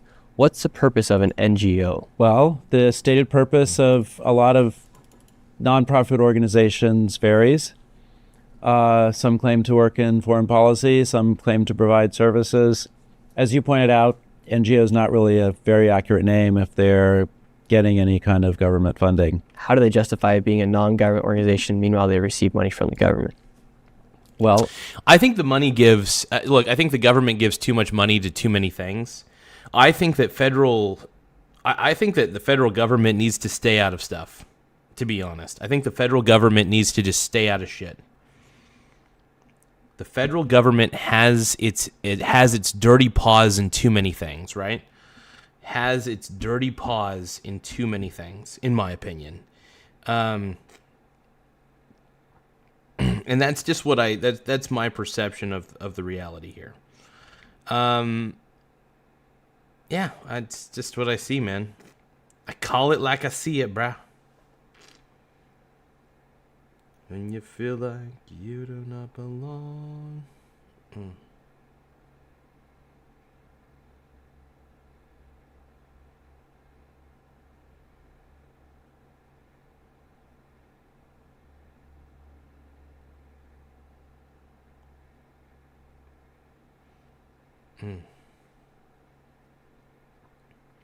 Yeah, I've been kind of swing trading silver and gold. So when if silver starts going down in price again, I'm going to start racking up on more of PSILV. It's PSLV. It's not an endorsement of this ETF or anything. It's not an endorsement of the trust. But one of the reasons I like to buy it on the dip is because when the price of silver goes down, it's definitely a buying opportunity in my opinion. I don't go all in or anything, but not financial advice. Talk to a financial advisor. Let's keep going, bro.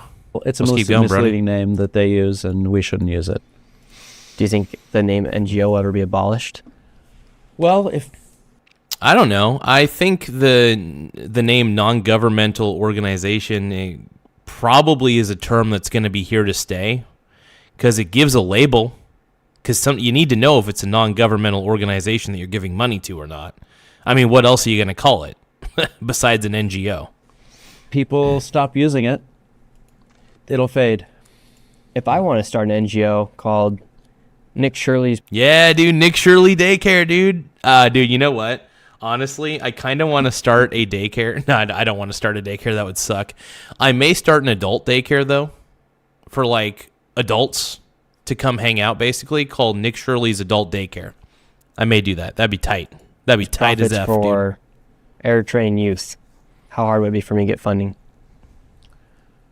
Well, I think if you're that honest, then it'd be hard to get taxpayer money unless there was a program that was actually aiming for that. Like, do you think if I were to do that, I'd probably have to grab immigrant and then use him to be like the face of it in order to get by like people in Minnesota have? Yeah, that might work in certain states.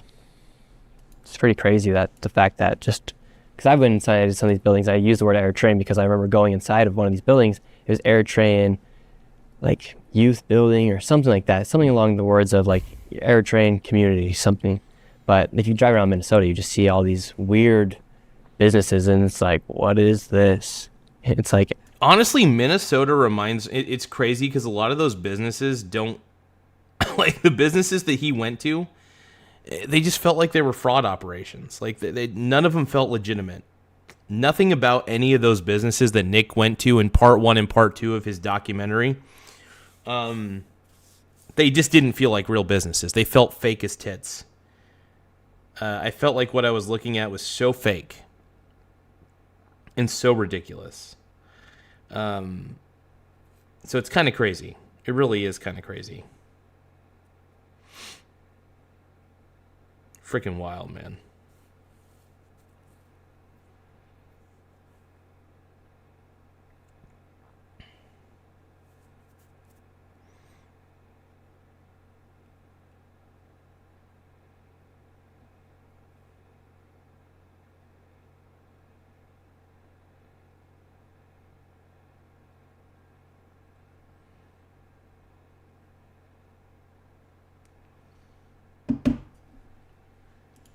help for African communities, but they're just using people's kindness to receive money. They're preying on the most vulnerable, whether it be autistic children, migrants, or people just on welfare. Does the topic of immigrants being on welfare apply to what you guys do? Sure, yeah.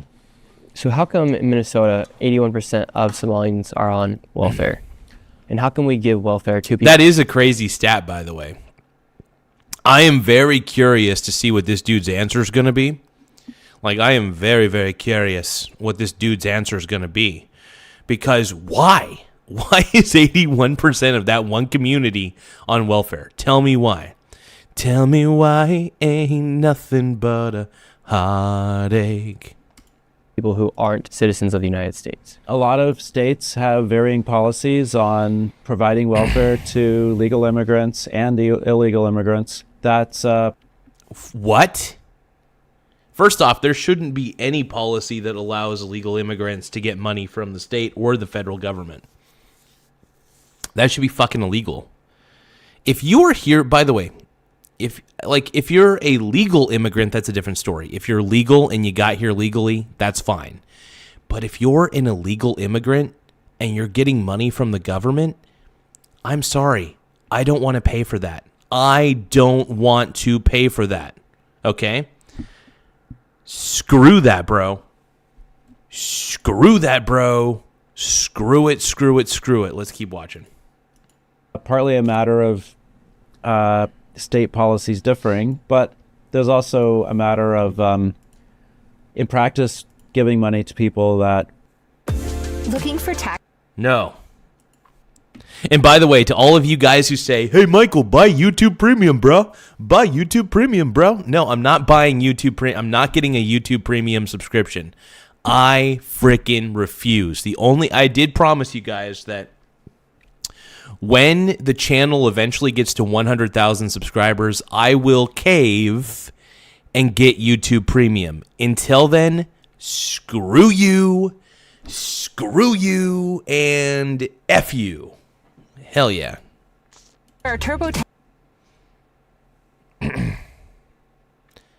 No, but what I don't get is how can illegal immigrants receive money from the government? That shouldn't be possible.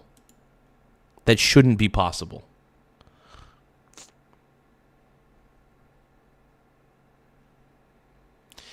So one of the reasons I don't use ad blocker is because I feel like it might affect my channel and my YouTube account negatively. So I just kind of bite the bullet and I just skip the ads accordingly as they come up. Eligible even by the varying state policies. And some of the work done by the Republican-led Congress earlier last year in the Working Families Tax Cut Act took action to ensure that benefits, particularly in the Medicaid program, are reserved for the most vulnerable Americans. And so in Minnesota, one category that allows a lot of Somali-born individuals to receive Medicaid is the refugee population. The Working Families Tax Cut Act removed being a refugee as a category that would allow you to draw down Medicaid benefits. The refugee status is one category that has allowed people that most Americans would say should not have received Medicaid to receive Medicaid. For instance, the Afghan national who shot 2 National Guardsmen last year in Washington, D.C., received Medicaid benefits because he was a refugee. And so the Republican Congress, working with the administration, took action to ensure those categories of immigrants beginning next October do not have eligibility for these benefits. Additionally, on top of people who used to qualify for Medicaid legally, we also, since the beginning of this administration, have identified millions of illegal aliens who receive Medicaid. This is through multiple categories. Some are fraudulently enrolled where states did not accurately verify their immigration status prior to enrolling them. Yep. Additionally, and this includes Minnesota, a number of states operate programs where they use state-only funding to provide full Medicaid benefits to illegal aliens. And Minnesota was one of those states. California is another one. However, we conducted audits of all of these states and found that these states improperly either intermixed funds or drew down federal funds improperly to use federal taxpayer money to fund full Medicaid benefits for illegals. And we have recently penalized the state of Minnesota for that money. California had previously been penalized by over $1 billion for using federal taxpayer money to provide benefits for illegal aliens. This is particularly a concern of the administration because in our view, when healthcare benefits using either state-only money or using a mix of state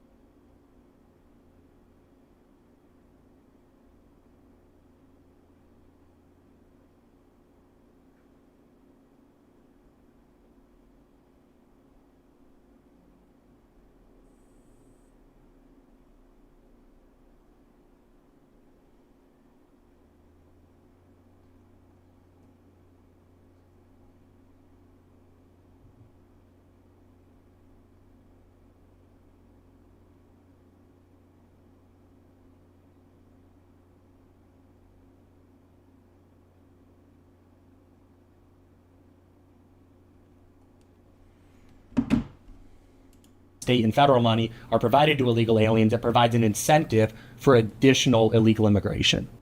So to get that correct, in a place like California and Minnesota, illegal migrants were getting Medicaid for completely free. Yes, Minnesota and a number of other states openly and actively solicited adult illegal aliens to gain access to their Medicaid. That is crazy. That is honestly wild. It doesn't surprise me, but it is honestly wild. Programs. And we also showed that they improperly drew down federal money to subsidize these programs. American taxpayers are very generous. They can't afford to buy health care for everyone on Earth. And it's a bad incentive to say to everyone on Earth, if you just cross this border, you get free health care. People legit go bankrupt trying to pay off their medical bills. Meanwhile, That's illegals crazy. are coming here and they're getting it for free. That's wild. Yeah. American citizens are going bankrupt for medical bills. Holy crap. And then yet all these illegal immigrants come right through the border, get tons of free medical care. No problem. And they're the illegal ones, by the way. The actual ones that come here illegally. That's so messed up, dude. So That's messed the up. biggest slap in the face to any... Yeah, and this is why people vote Trump. This is why people vote J.D. Vance, is because we're tired of being screwed over by these leftists who have nothing but white guilt, and we're tired of being screwed over by them. Give me a moment. I'm a little heated. I'm very heated right now. I'm very pissed. Because the more I hear about Tim Walz and all the Democrats and all these dumbasses, the angrier I get. The more I think about Tim Walz, my blood pressure rises. The more I think about Tim Walz. And, yeah, the dude's a piece of garbage.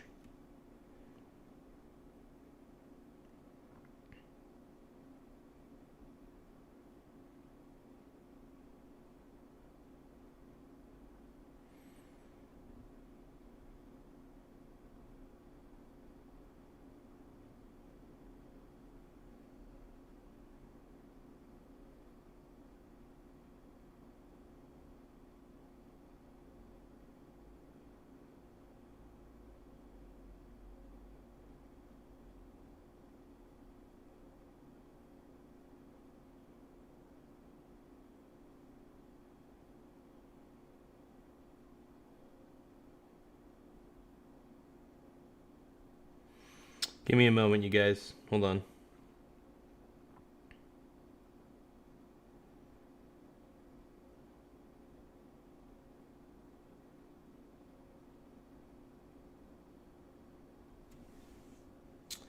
Give me just a moment, man.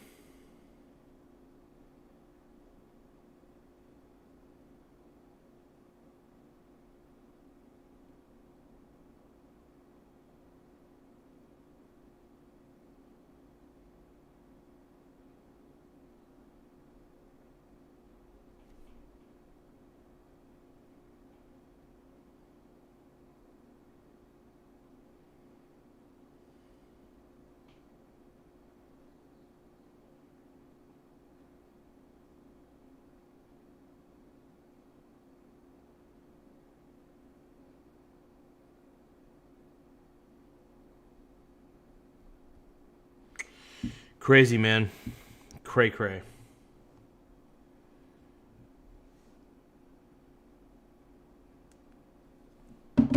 Okay, let's keep watching. Abiding, tax-paying citizen is for an illegal immigrant to come over the border and then receive free healthcare, free Medicare, and a lot of them then go on other welfare programs like food stamps and all the above. Meanwhile, it just feels like sometimes the American is just getting screwed over while they're using these people, whether it's for votes or... Absolutely, dude. Absolutely. We, the American people, get screwed over in the end. Absolutely. 100%, dude. 100%, dude. 100. Crazy.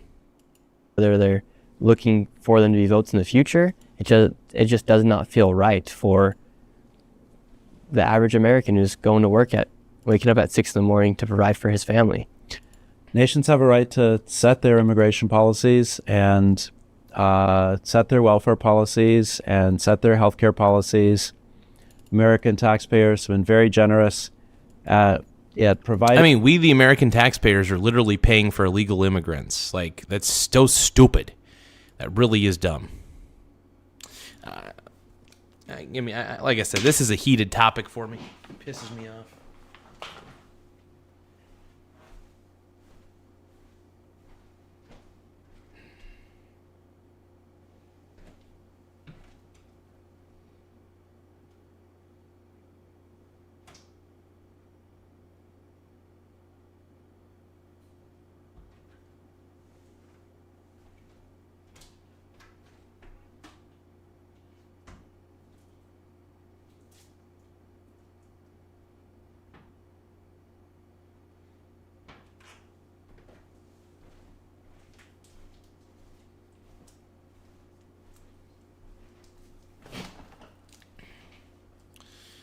All right.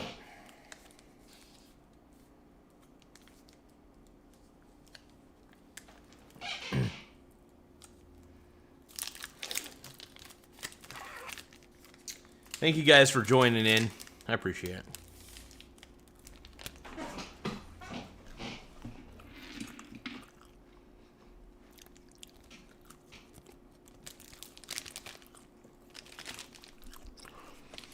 Getting a lot of services for a lot of vulnerable populations, but those are the populations that should get the money. How much longer do you think it will take for us to get to the very bottom of the fraud? Like, is it possible to get to the bottom of the fraud here in the United States? I don't think so. I think you're never going to fully uncover a lot of the fraud. I think you'll be able to uncover some of the fraud, sure, but not all of it. You know what I mean? I think that's what I recommend. Well, the most urgent thing that we're doing is we're not letting them dig any deeper. We're cutting off the flow of money for fraud and sending out money only when we're sure it's going to the actual vulnerable populations. As far as investigations, what's happened in the past, we're pursuing that through our Office of Inspector General. We're pursuing that through our General Counsel. Other departments are pursuing that as well. We hope state governments will also track down and hold accountable everyone who's been involved in fraud. And you believe people will be put to prison? That seems very likely. That takes a long time, though. How long? Well, prosecutions involve court appearances, investigations, trials. Yep. That sometimes takes years. So I'm just thinking about how long it's going to take for... I feel like if one of the big politicians in the U.S. goes down for fraud, I feel like people are going to restore their faith that the government is not hiding from anything. Well, Governor Walz dropped out of the race for re-election. That looks like a little bit of accountability. Nah. And that's not... No, it's really tucking tail and running, dude. Here's the thing. Governor Walz, the reason that he hasn't resigned yet is because he's trying to cover his tracks. Think about it. Allegedly. If you think about it, it makes perfect sense for Walz to stay in the government for one more year to do whatever he can to halt any investigations into any of his wrongdoing, alleged wrongdoing. I don't trust Tim Walz as far as I could throw him. You know? I don't trust Tim Walz. I think Tim Walz is a skis ball. I think he's a bat. I don't think Tim Walz is a good person. I think Tim Walz is inherently a bad person. I think he's allowed too much fraud. I think he's a liar. I think he's a cheat. And yeah, I'm not a Tim Walz fan, man. And I'm sure there will be more. Although I love to pretend like I love Tim Walz. What did you guys think about that when he dropped out of re-election? Well, given the circumstances around that particular week, it looked like he realized that running on a record of fraud was not likely to win with Minnesota voters. Will he be able to run away from the fraud? Well, in a sense, it's already interrupted his career. Another thing that I thought is interesting is with all these daycares in Minnesota, you never saw a single Minnesotan come out and say, crap, I can't put my kid in daycare today because of you guys freezing the funding. You are doing the right thing, which is asking. Yeah. All the legitimate daycares sent the information that they needed to send to people like this guy. And all the illegitimate ones couldn't send any true proof that they were a legitimate operation. So the illegitimate operations like the Quality Leering Center had to shut down. Absolutely. Without a doubt. 100%. Hunted. Right? Questions and going to places in person and showing the world what you're asking, what people are saying. And I'm really grateful to you for doing that. Because if I was a mother and if I was a daycare owner and I needed to provide food for my kids at the daycare, I'd submit that payment pretty quick. Now, I brought someone else on. You know a lot about Medicare. How hard is it for someone to receive Medicare here? So to receive Medicare, there's a lot of levers that we have as a federal government. So we do a pretty good job of limiting fraudulent Medicare going to beneficiaries. But as a provider, there's actually a lot that I would say the last administration fixed. This is so fascinating. I mean, honestly, this is fascinating as fuck. Hey, if you guys can, tap the subscribe button. We're trying to get to, we're currently sitting at, how many subscribers do we have? We're currently sitting pretty at 7,734 subscribers. Once again, we're at 7,734 subs. So if you can, tap the subscribe button. It does help the channel grow in a lot of ways. So tap subscribe. And also, once you do hit the subscribe button, make sure that you go into the chat and let me know that you subscribed or subbed or whatever you guys want to do. I appreciate it. Tim Smith said Garza's "Please Like This Stream" poll has a swing state. Oh man, it's killing me, dude. Tim Smith is, hey, spear what you eat. Why don't you want to simp? Why don't you want to be a simp to daddy? Why don't you simp to me? I want you to be a simp. Be a simp for daddy. Be a simp for daddy. Hey, thank you, John Fitzpatrick, for becoming a new subscriber. We got John Fitzpatrick 2193. I want to give you your flowers right now. I need to have flowers next to me so I could actually give you guys like a rose every time I get a new sub. Thank you for subscribing, my Bruni. My brony brothers. Thank you for subscribing, my man. I appreciate it, man. Yeah. Goddamn. Even Superman shot himself. Why? Blew his mind, couldn't save the wealth. Let's see. But thank you guys for subscribing, though. We're currently sitting at 7,735 subscribers. Once again, 7,735 subscribers. I really appreciate it. We're really growing as a community, the Brony community, the Brony Bros, dude. We are the Brony Bros. You're a pink Brony bro. No, dude, Nick Shirley's the man. I love what Nick Shirley's doing, dude. Nick Shirley's the GOAT. I love him. I think he's unreal, man. Hey, thank you guys for voting in the poll. We got 97 votes. I really appreciate it. 97 votes in the poll. You guys, don't forget to make your voices heard in the poll. Please like the stream as the poll statement. And then 51% of you said, yes, I will.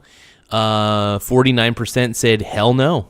That's pretty funny. Now, I appreciate everybody for taking the time to like the stream, though. Liking the stream, subscribing to the stream, subscribing to this channel. It really does help the channel grow in a lot of ways. It helps make my pee-pee grow and my pee-pee small. So my wiener will always be small, is what I'm trying to say. My wiener will always be small.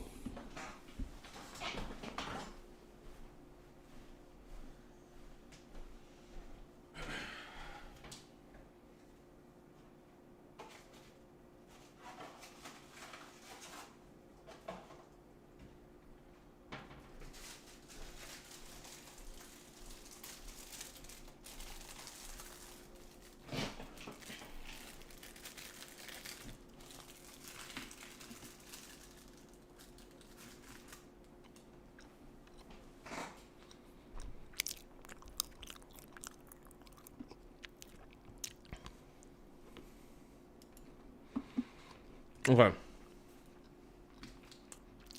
Let's keep watching, man.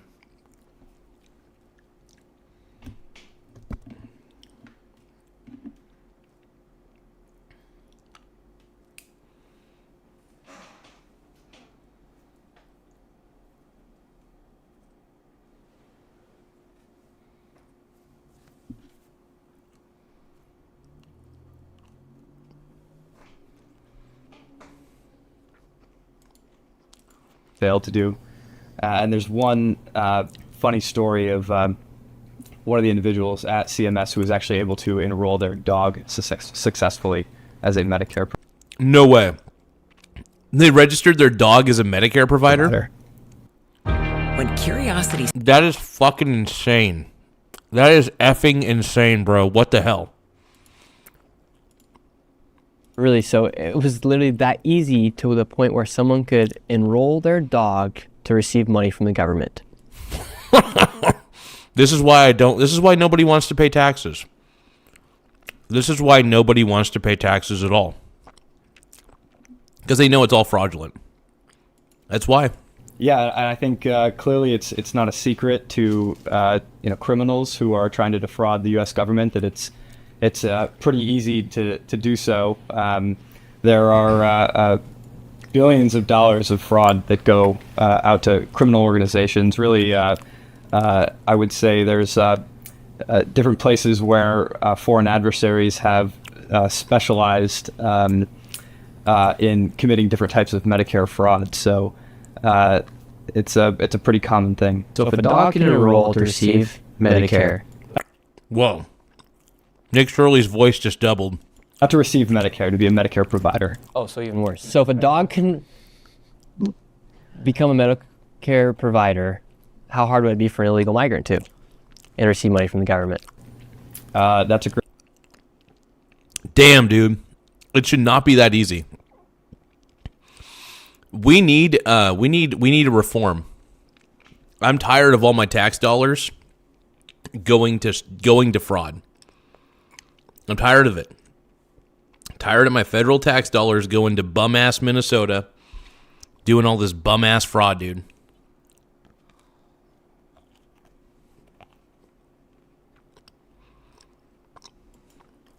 Great question. I think our CMS team is making it a lot harder for Medicare and Medicaid to commit fraud. But it used to be really easy.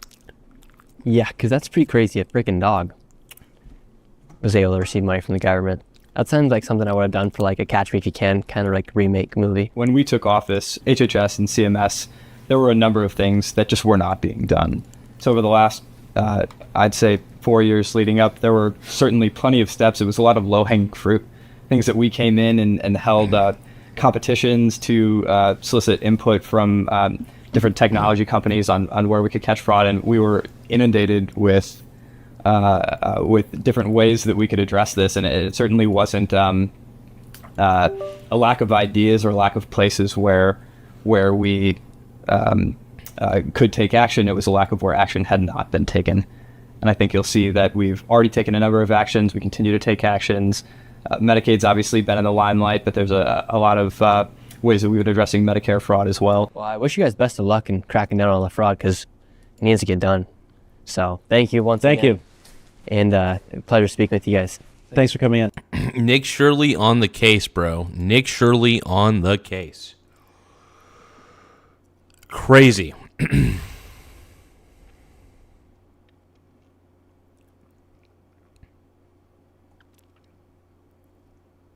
Minnesota drawdown, dude.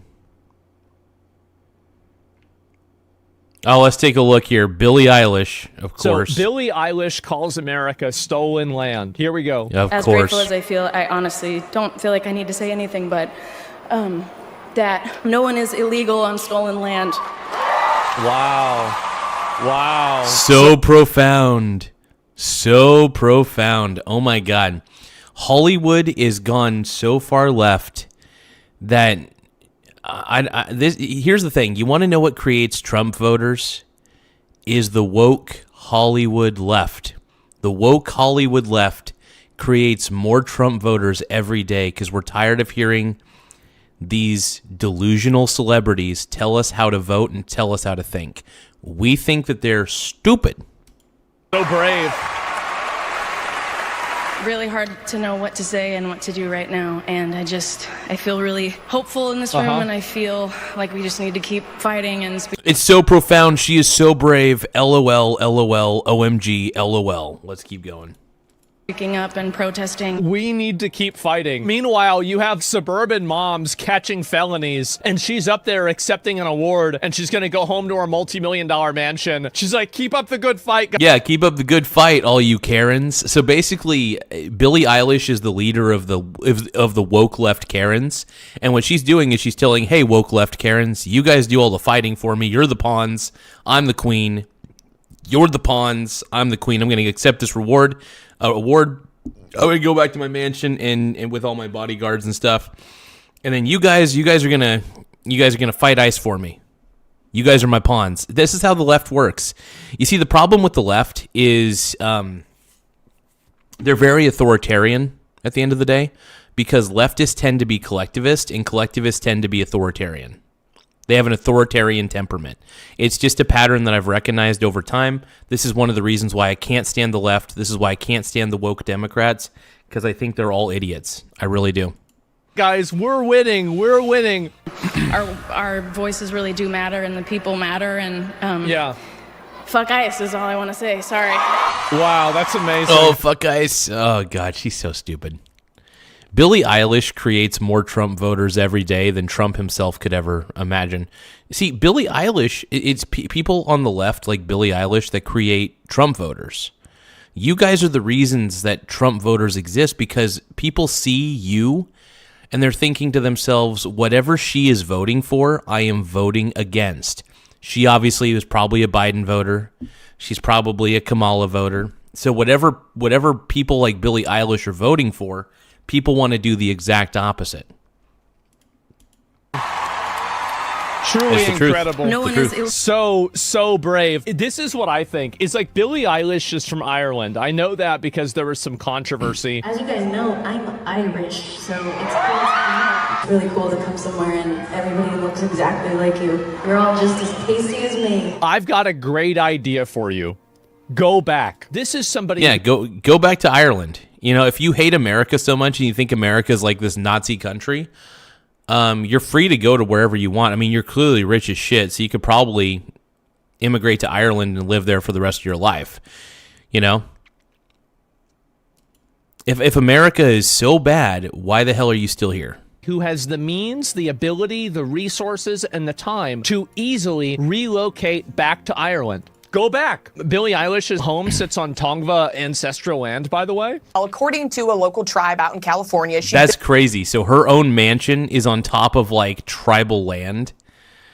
It's so funny. The irony, you know, the funny thing about the left is the irony stacks itself up. The left is all about irony, and they don't even realize it. The left is nothing but cringe and irony. That's what the left is at the end of the day. Let's keep watching. Built her mansion on property that belongs to Native Americans. We talked to the Tongva tribe out in southern Cal, who says she's living on their property, saying this in part as the first people of the greater Los Angeles basin. We do understand that her home is situated on our ancestral land. Eilish hasn't contacted her tribe directly regarding her property. Billie Eilish's $14 million mansion was stolen from Native Americans. Only when she returns it for free or opens it up to undocumented immigrants will her words actually mean something. Oh, absolutely. Yeah, and she's getting so much flack right now. She's getting so much flack from all this, man.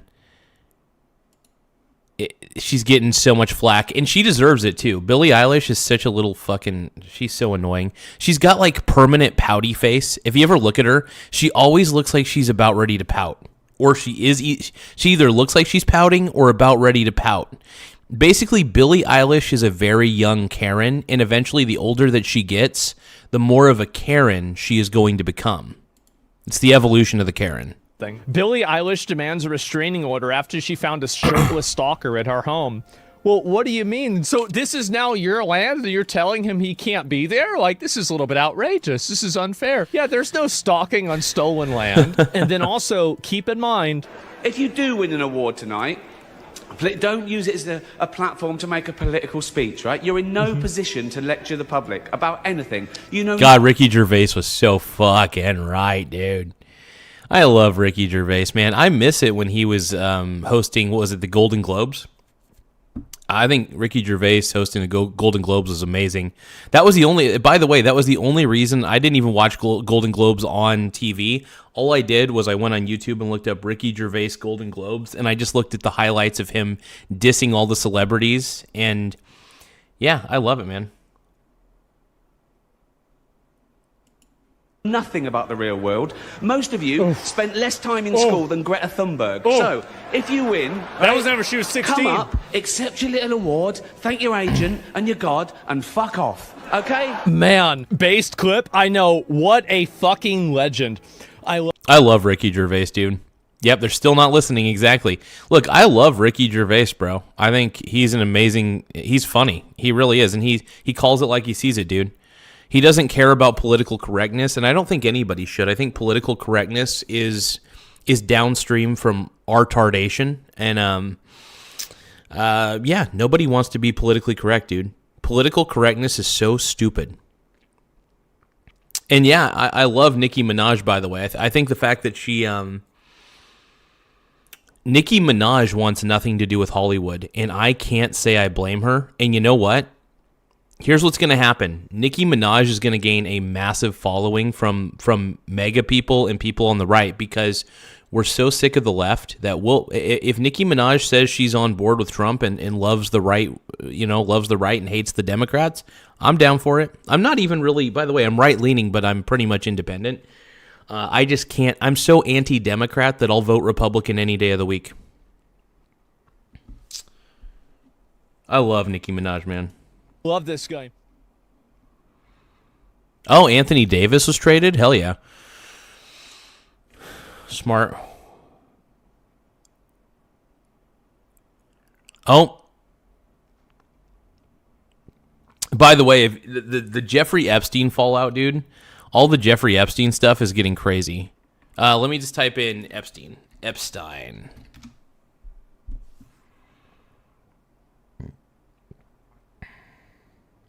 Wow, dude. Bill Clinton testifies to an Epstein probe? Holy crap.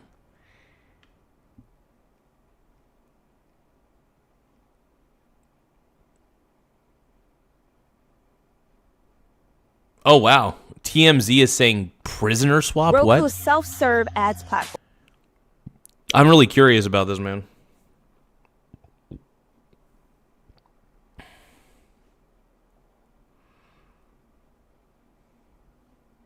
More and more documents from the DOJ's release of the Epstein files come to light, and the This is public crazy, bro. is quite clearly shocked at what's being found in there. And because there's so much information, I mean, millions and millions of documents, it's hard to tell what's real and what's fake. And just like the DOJ statement says, this production may include fake or falsely submitted images, documents, or videos, as everything that was sent to the FBI by the public was included in the production that is responsive to the act. Some of the documents contain untrue and sensationalist claims against President Trump that were submitted to the FBI right before the 2020 election.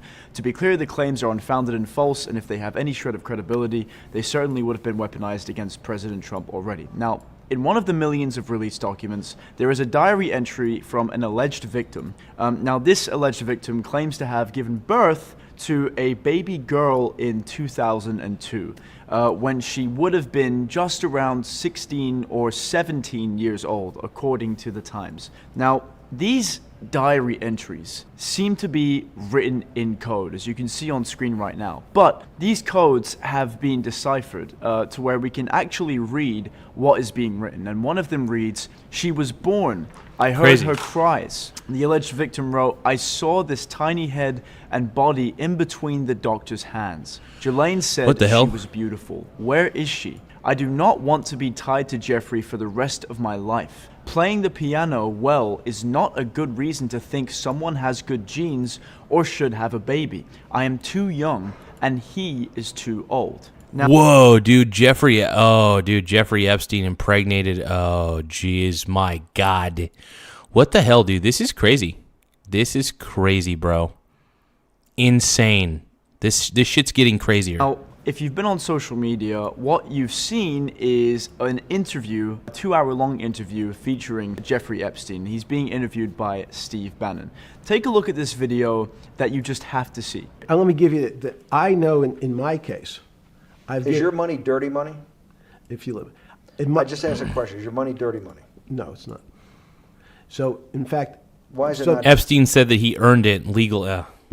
Frickin' Epstein, bro. This guy, dude. This guy sucks.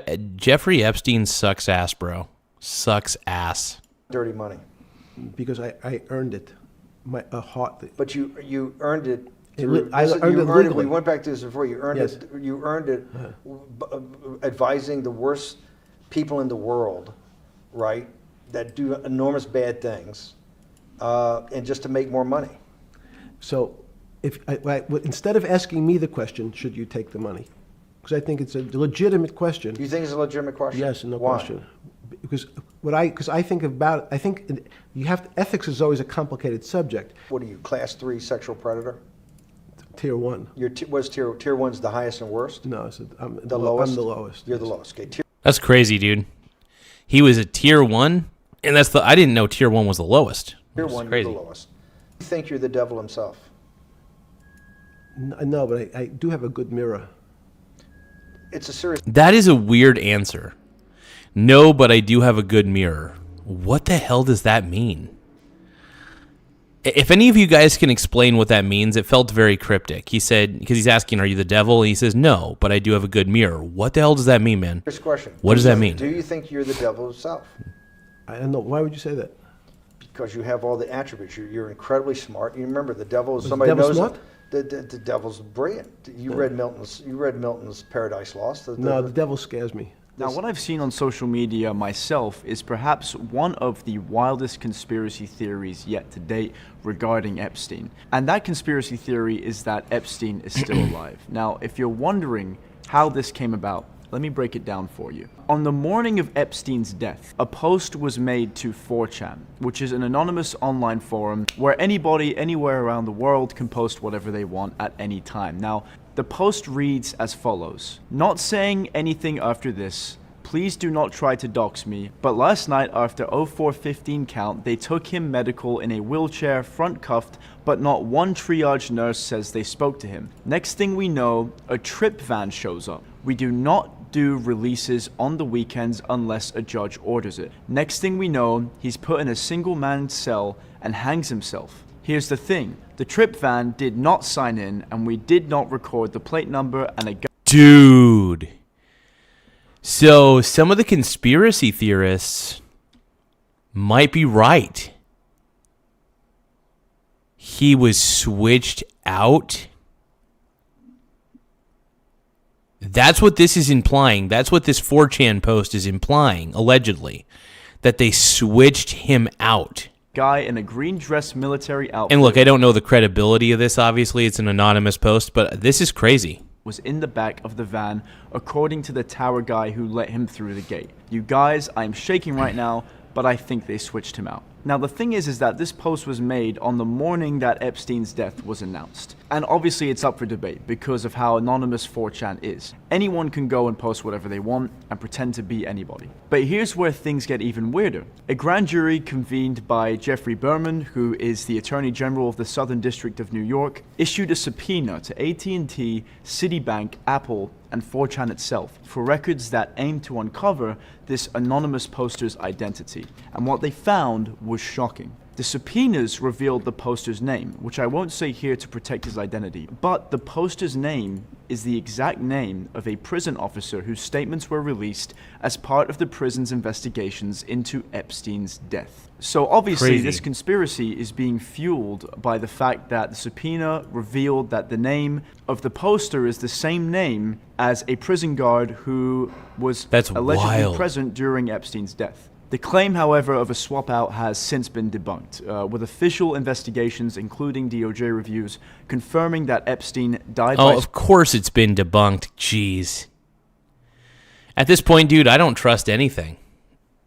I don't trust anything. Suicide by hanging at the result of prison guard failures and protocol failures. Alongside that, prison videos and metadata contradict the claims that there was a swap in the first place. Now look, we always read the comments, and what we're wondering is if you guys think that we are just barely scratching the surface here with the release of these new files, or if we've seen everything that there is to see. My name is Jackson Buhai, and as always, I will see you guys in the next one.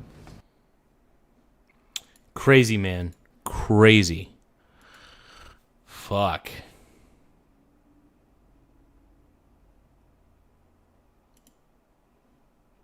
Taxes was feeling. Watching a little Joe Rogan real quick. It just gets crazier and crazier, man. The Joe Rogan Experience. The point I'm getting to here is, given Jeffrey Epstein's involvement in the BCCI network, given Jeffrey's involvement in the 1990s with all the foreign policy activities happening in the Middle East at that time, given Jeffrey Epstein's, involvement through, the early 2000s Clinton era and everything, given his involvement in everything from Israeli to Saudi to British to French high-level government officials, Jeffrey Epstein was investigated by the SEC in the 1980s. He was one of the two people who ran the biggest Ponzi scheme in history at the time in the United States, the Towers financial collapse. Epstein's business partner goes to jail for like 30 years or 20 years or whatever. But Epstein skates completely free. Epstein gets involved in this huge fraud in the U.S. Virgin Islands with this, like $1 billion fraud case in the U.S. Virgin Islands. Never prosecuted for any of it. Why is that? Well, one is, he may have, we know in the U.S. Virgin Islands case, he was sponsoring the campaigns, basically, of the politicians there. The prosecutors answer to the politicians. Could be that. But I would be shocked if they're in 40 years of this Where's Waldo, Forrest Gump, he's always in the room, in 40 years of American foreign policy and intelligence activity, if you guys can, though, tap the subscribe button. The more subscribers we get, the better. It really does help the channel grow. Give me one more moment here.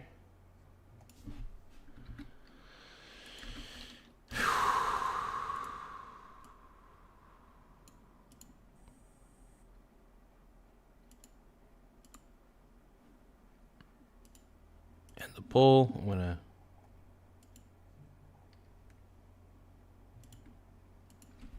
Give me one moment.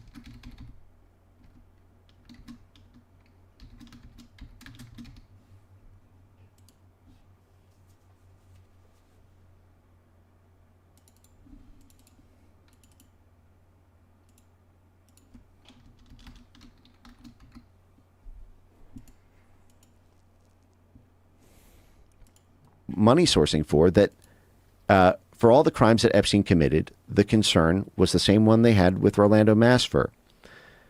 Don't bring the case, and if you do, bring it in a highly limited way. And that's exactly what happened in 2006, the first time he was indicted. Everybody was up in arms that it was a sweetheart plea deal. It gave protection to all co-conspirators, known and unknown. And it was swooped in quickly before, there was a trial in full, so that lines of evidence couldn't be opened about the network.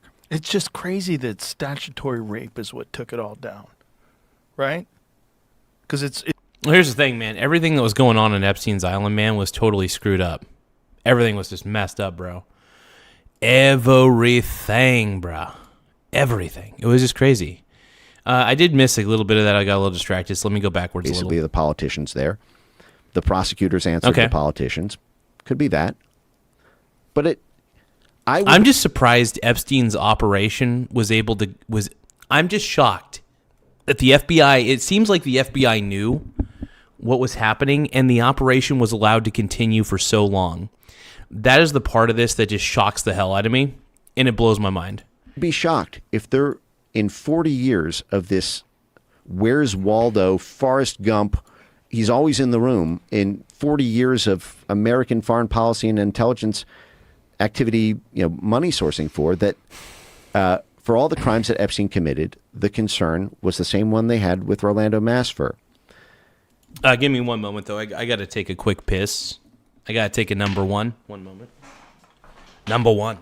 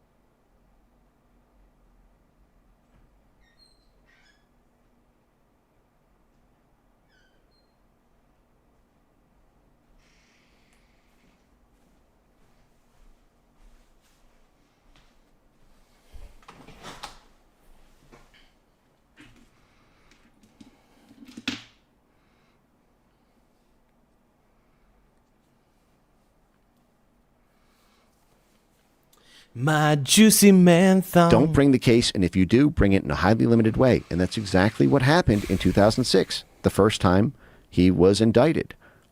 Everybody was up in arms that it was a sweetheart plea deal. Yep. It limited, absolutely, bro. It gave protection to all co-conspirators, known and unknown. And it was swooped in quickly before there was a trial in full, so that lines of evidence couldn't be opened about the network. It's just crazy that statutory rape is what took it all down, right? Because it's underage hand jobs, right? That's what took it all down. Yeah, I mean, it seems to be what took Jeffrey Epstein down. Kind of crazy. It's wild. That was what took down his entire satanic organization.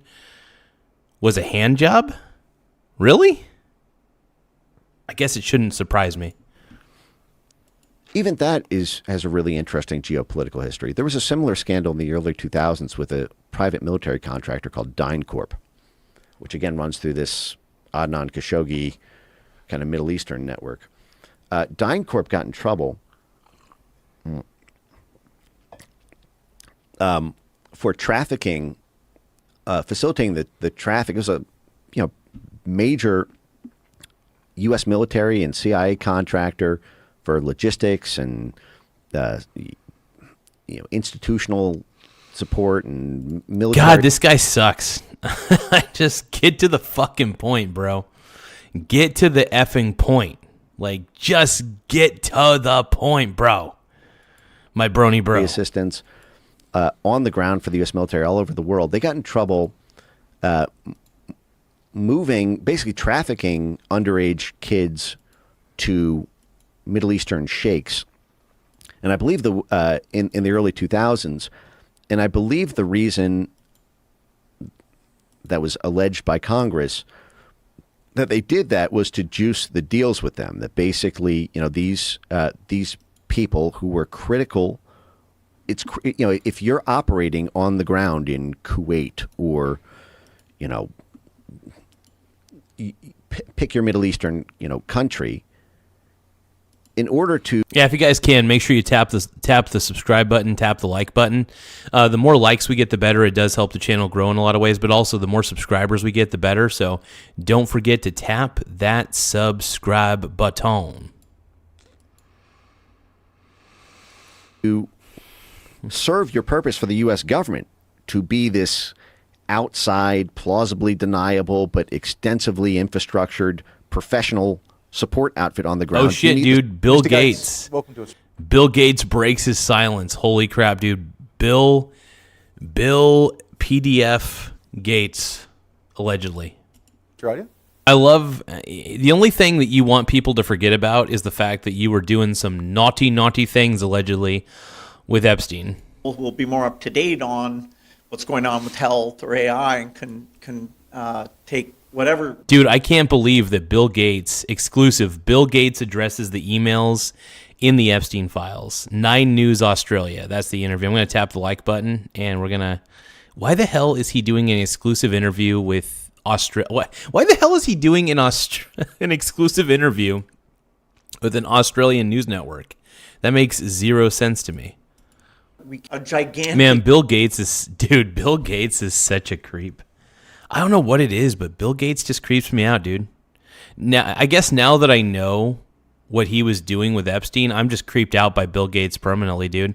I'm permanently creeped out by Bill Gates. I used to look up to Bill Gates because, founder of Microsoft, one of the guys who coded the Windows operating system. And by the way, thank you for Windows, man. I really do love Windows. I think it's one of the best operating systems of all time next to Linux. Linux and Windows, I mean, Linux is more secure in my opinion, but Windows is definitely top tier. It's a top G. It's the top G of all OSs.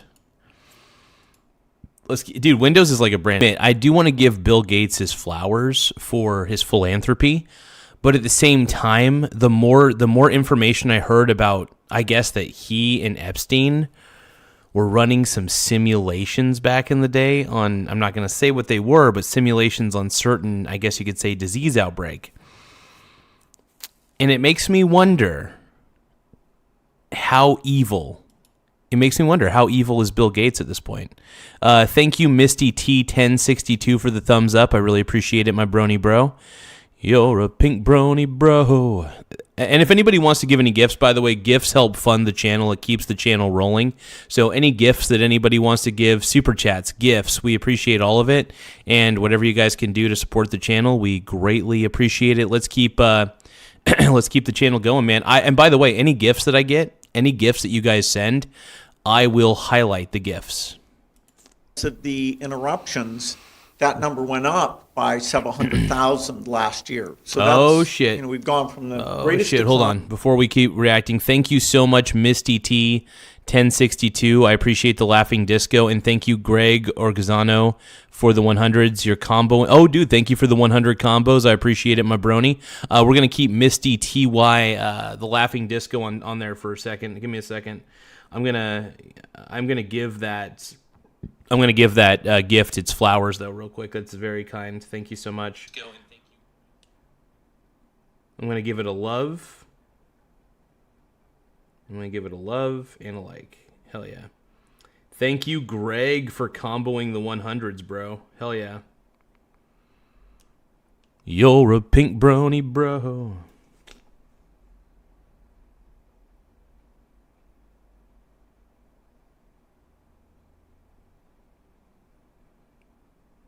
Rob Wilson. Okay. Thank you so much for the gifts, you guys. I really appreciated all the gifts and everything, and this is very kind.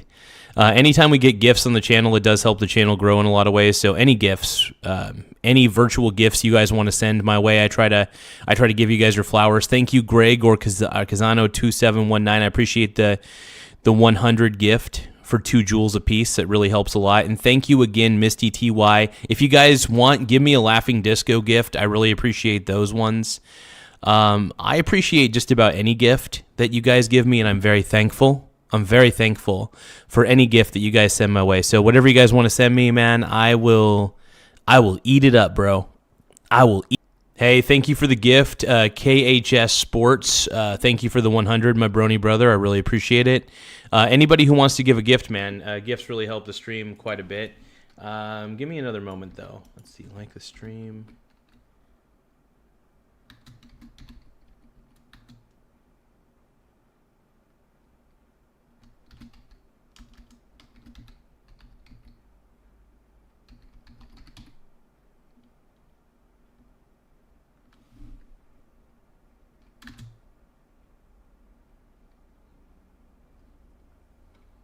Give me one moment.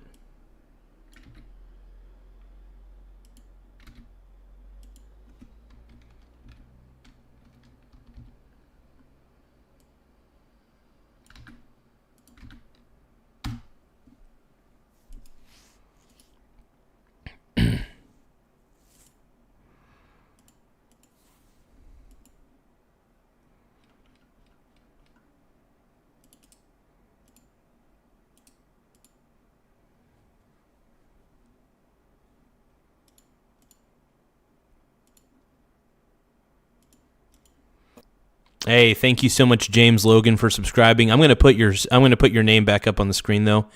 Thank Laugh you. out loud. Big shout out to James Logan for subscribing. I'm gonna put your name on the. If any of you guys end up subscribing to the channel, just let me know in the chat. Just type in subbed or I sub to the channel, whatever you guys want to put in there. I just really appreciate everybody for taking the time to subscribe to the channel. It really does help the channel grow in a lot of ways.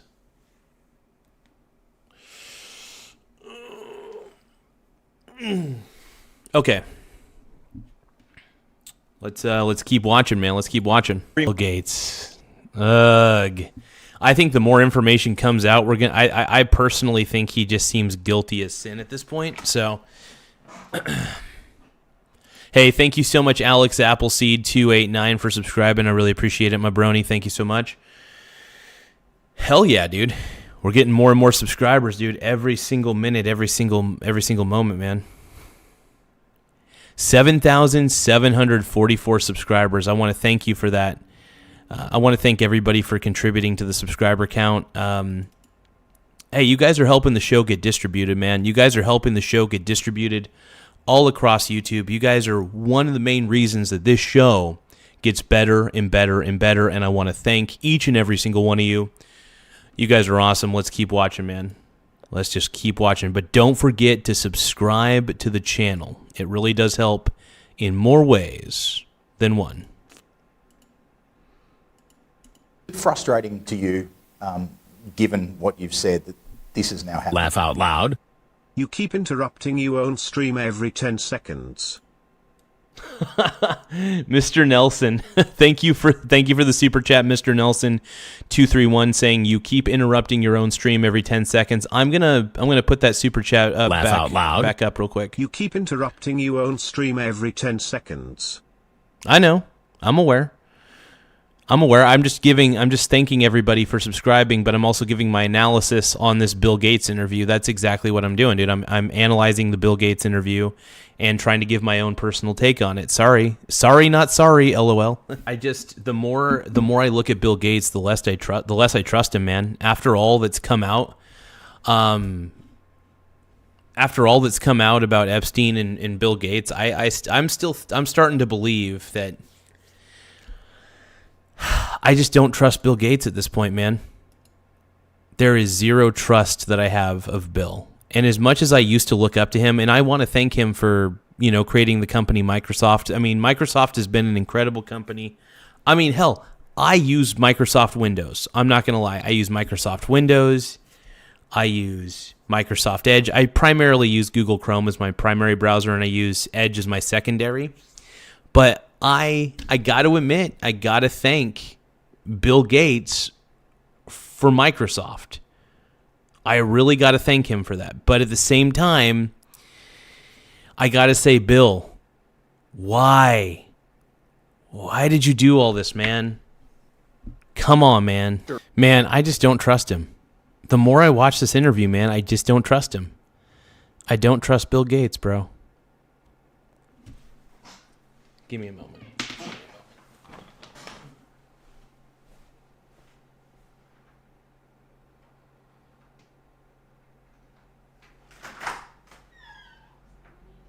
Hey, Henry.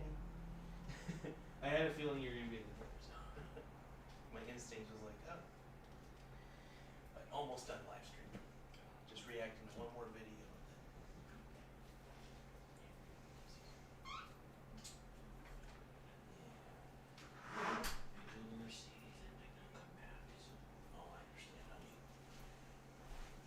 Totally get it. Laugh out loud. But let's see. We'll react to this last video, and Let's see.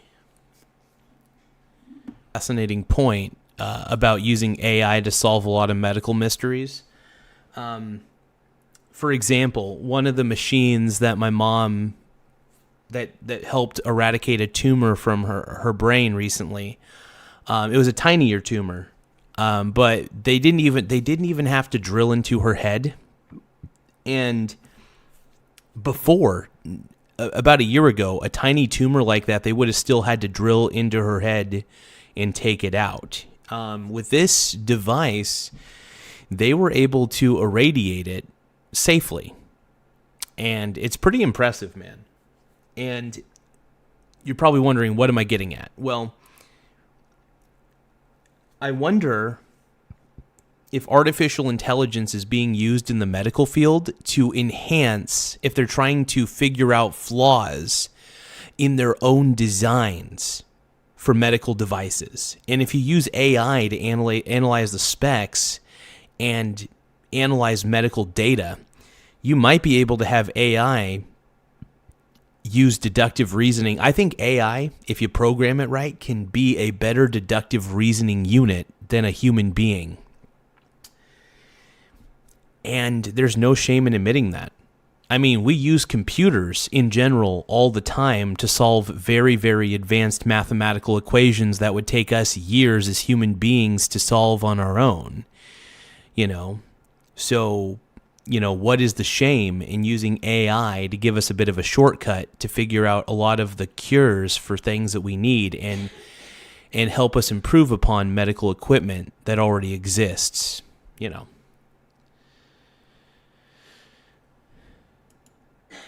that speaks their local dialect will be a huge improvement in their health.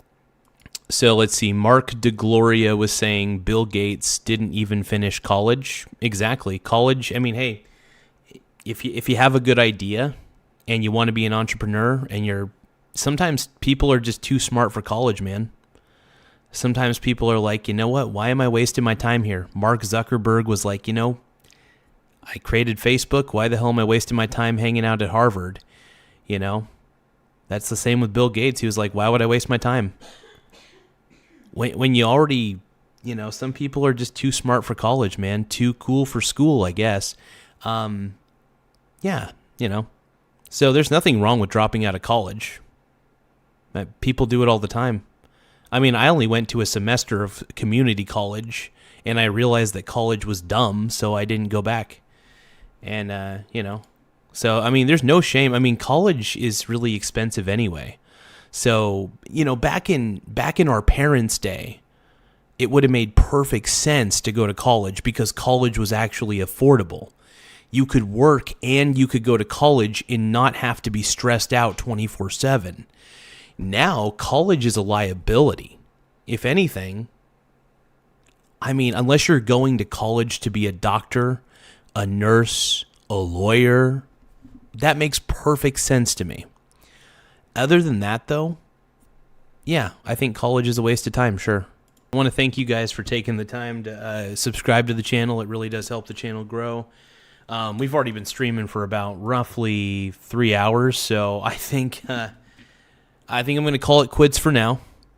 We'll react to a few more videos a little bit later, but I'm going to go hang out with my girlfriend for a bit. She's on lunch, and yeah, I'm going to go chill. So I'll catch you all later, and we'll react to some more videos later. We might do a super chat Q&A in a later episode tonight. I don't know. I'm not very good at. I kind of pre-plan this stuff. I kind of fly by the edge of my seat, but yeah, all I ask is please tap the subscribe button. We're almost to 7,000. Get this, we're almost to 7,750 subs. 7,750 subscribers. We're only 4 away from hitting that benchmark. So we're currently at 7,746. So please don't forget to tap the subscribe button. It really, really, really helps the channel grow. You guys are amazing. You guys keep the show pumping. You pump me up like a bathmate, you guys. You pump me up like a bathmate. I appreciate it. And I'll catch you all later, bro. My pink brony bros, I'll catch